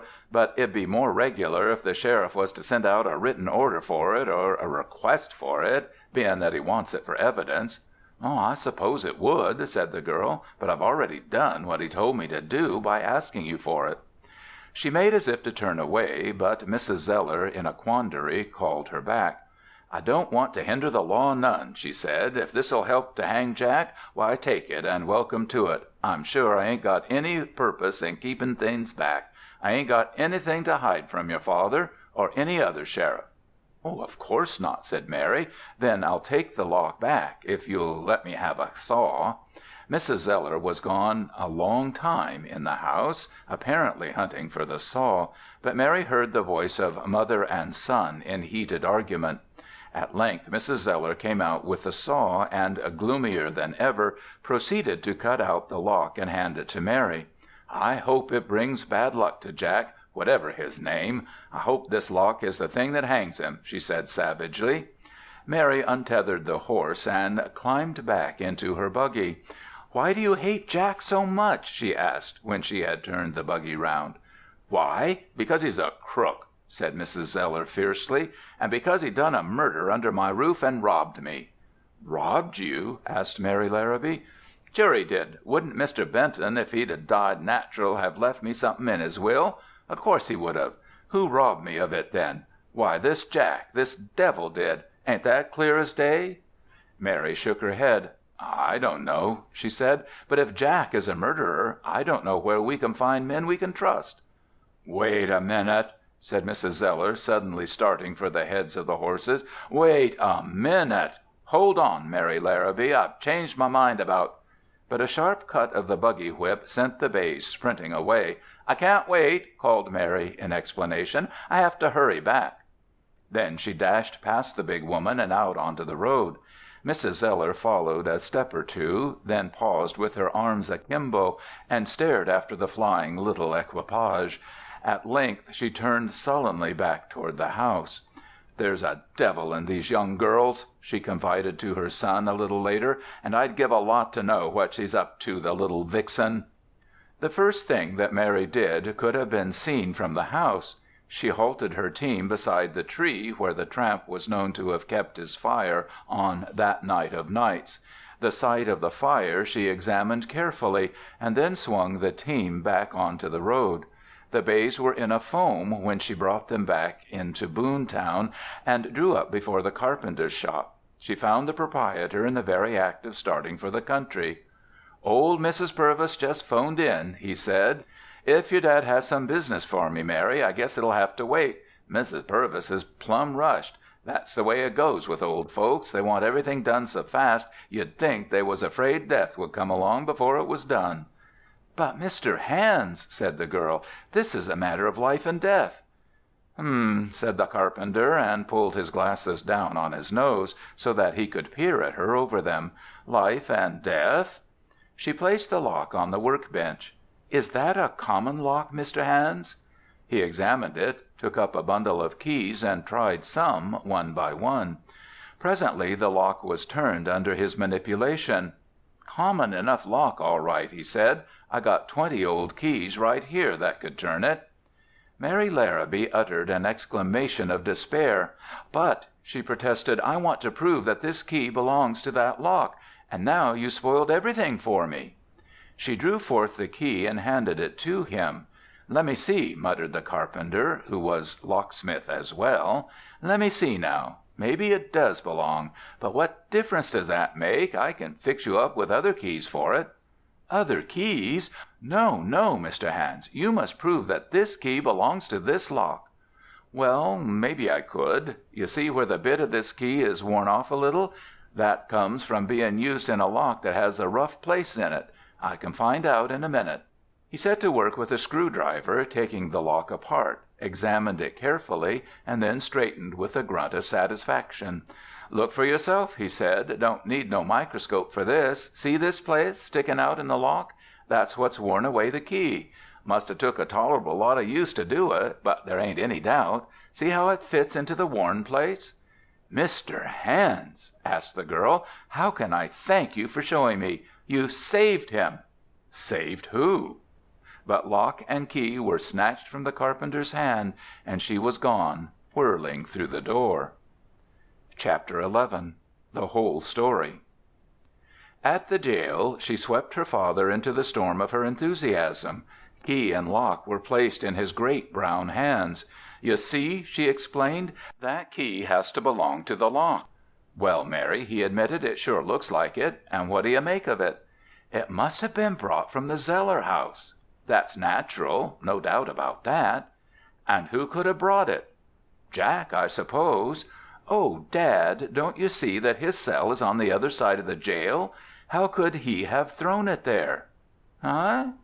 "It's the tramp, Dad. He's the one who threw it out the window to get rid of the only clue that connected him with the murder. Isn't that clear?" Her father shook his head, frowning. "Don't sound like a strong argument, girl. But how could that key have come there?" "I don't know." "Did you search Slim when you picked him up?" "Why should I search him? He wasn't near the house." "Then he might have had the key on him when he was brought to the jail?" "I suppose so." "How long would it take to walk from the tree where he had his fire to the house? Not more than 10 minutes, do you think?" "Not more'n that, I guess, if a gent stepped out lively." "Dad, he's the murderer." "But if he got rid of the key by throwing it out the window, he didn't get rid of the money that was taken from Benton's chest." She pondered a moment. "Will you take a drive with me out to Slim's fire?" He nodded, and a moment later they were spinning down the road toward the Zellar place once more. "He might have cached the money any place around this tree," said the girl enthusiastically, as she dismounted from the buggy at the side of the fire. "That's true," said the sheriff, and he began an ardent search. But there was nothing to be found. In half a dozen places where boughs joined the trunk, at a steep angle, he looked, but there was no sign of the money. "Or he might have dug a hole," suggested the girl at length. They examined the ground around the tree, within a radius of 100 feet, but there was no sign of earth having been broken. "Still," said the girl, "it must be here. He wouldn't wait to hide it any other place, because he'd be in such a hurry to get back to his fire. Isn't that logical? Before the murder he was seen drowsing by the fire. After the murder he was back at his fire again. That is his alibi." "You got all the terms down pat," said her father, "and it sounds reasonable, too. But what next?" "What about the fire itself?" "Buried paper money in a fire?" Larrabee was chuckling. "See where he scraped that fire to one side? He first had the fire going on the left. Then he moved it to the right, where it is now, scraping the whole bed of coals. Well, is it reasonable that a man would move his fire once it's going? Isn't the hot bed of coals the most important part of a campfire, Dad?" "That's gospel, Mary." "Then perhaps he moved that fire to cover something." The sheriff said not a word, but simply kicked away the ashes and the charred remains of the fire. He thrust his hand down into the half-baked earth below it, tearing it away in clods, until at last he uttered a cry, worked a moment longer, and then stood up, holding a handful of dirty greenbacks. But Mary Larrabee, staring, saw two visions pass before her eyes. Then money had no part to play in either. She saw Mississippi Slim hanging with a rope knotted around his neck, and she saw Jack walking out of the jail a free man. There in the hand of her father was the evidence that would accomplish both purposes. "The money and the key," the sheriff was saying. "Well, it sounds pretty good, but we can't be sure. The thing to do, Mary, is to get a confession out of Slim, if we can. That's the way to clear Jack. Otherwise, even if he gets off, his name won't be plumb cleared. Once a gent is accused of a bad crime, his name is black the rest of his life. I'll have to call in the snake, Levine, to help. My, won't he grind his teeth when he finds out what I've learned." On the way back to Boontown he detailed briefly the scene between Jack and the district attorney, which he had interrupted, and the mad fervor of the attorney's desire to hang the prisoner. She had the pleasure, an hour later, of seeing the district attorney swallow the bitter pill and admit that he had been wrong. But in 5 minutes he had regained some of his happiness. One trail was lost, but another had been opened. No matter what man died, a death was a death. Indeed, with marvelous elasticity of spirits, he was rubbing his hands and walking up and down his office in a fine heat of inspiration, rehearsing the evidence bit by bit. At length he said, "It's clear as day. He did it, but a good lawyer could get him off, probably. Somebody else might have buried that money under the tree. Somebody else might have tossed the key into the sand. The confession is what we need, and the confession is what I'm going to get. Come along." Never in her life could the girl forget the scene that followed. She and her father accompanied the district attorney back to the jail and into the cell of Mississippi Slim, where the latter was walking busily up and down, "getting my exercise for the road," he told them. The attorney took out his pad at once. "Now, Slim," he said, "I want to go over one part of your evidence." "Many times as you want, Chief," said Mississippi glibly. "It was about what time when you first saw Jack?" "I dunno. 10 or after, maybe." "He disappeared down the road toward the house?" "Yes." "Good. Now, when you asked for food at the Zellar place earlier in the evening, what did you do when you were turned from the door?" "Went up the road." "You didn't stay about for a while?" "No." "Didn't try to get into the house, maybe, and walk off with something to get even with 'em for turning you out?" The district attorney chuckled, and Slim laughed loudly. "I wish I had," he said. "Did you ever see this?" asked Levine, with a sudden and harsh change of voice, and he produced the key in the flat of his hand. There was an even more startling change in that rat-sharp face of Slim, as he settled back on his bunk and sneered at them. "Playin' tricks, eh?" he asked. "I'll do no more talking, not until I got a lawyer here." "All right," said the district attorney, "but I suppose you're willing to hear a little story?" "Talk your head off," said Slim fiercely, "but don't ask me no questions." "It begins," said Levine, "with the moment Jack rode on toward the house. You looked after him, and you began to wonder if he might not have better luck than you did. Particularly you wondered what would happen when that big fellow tried to force the Zellars to give him a handout, huh? Well, you got so curious that after a time you decided it was worth getting a soaking to see the party. So you got up and followed. You came to the kitchen door and saw him go inside. You listened for a while outside the window till you were sure that he was being fed. And the moment you knew that, you were wild with anger. You wanted to do something to injure those people. So you sneaked around the house, looking for a place to get in, eh?" The face of Slim was grave with boredom. There was no other expression in it. "Finally," went on the district attorney, "you found you could shinny up one of the veranda posts and get onto the roof. By the time you got up there, the old man Benton was just coming back into the room, and he settled down in a chair near the window. Only for a moment, though. After a time he went over to his chest and opened it. You saw him take out some money and make sure of it. You saw him lock the chest and saw the pocket into which he dropped the key. That right?" Slim merely yawned. "Then," said Levine, "the old man came back to his chair and sat down to read. A minute later you began to work. You tried the window behind his chair. It came up without making a sound. Inch by inch you lifted it, pressing very softly for fear of a squeak. And all the time the old man kept right on reading, eh?" "This is sure a fool story," declared Slim. "Maybe you think anybody would believe it." "You got the window up at last," insisted Levine, "and then you slipped your hands in and settled them around the throat of Benton. He hardly made a struggle. At least, whatever struggle he made was not loud enough to be heard above the roar of the rain on the roof. So you slipped in when Benton stopped wiggling and you gave him a look." "His face was purple. He wasn't breathing. His eyes were popping out of his head, and he looked dead as a doornail. You locked the door. Then you fished out the key from his pocket and took out that money. but while you were stuffing it into a pocket you heard a shriek behind you. The old fellow was only partly stifled. You saw him getting up out of the chair and staggering toward you to fight for his money. You had to act quickly. You had to get rid of him and get back to your fire. You caught up a piece of firewood, hit him over the head, and without waiting to see how it ended, you jumped through the window, ran over the veranda roof, jumped off, and made it back to your fire, and—" There was a sound of gasping breath.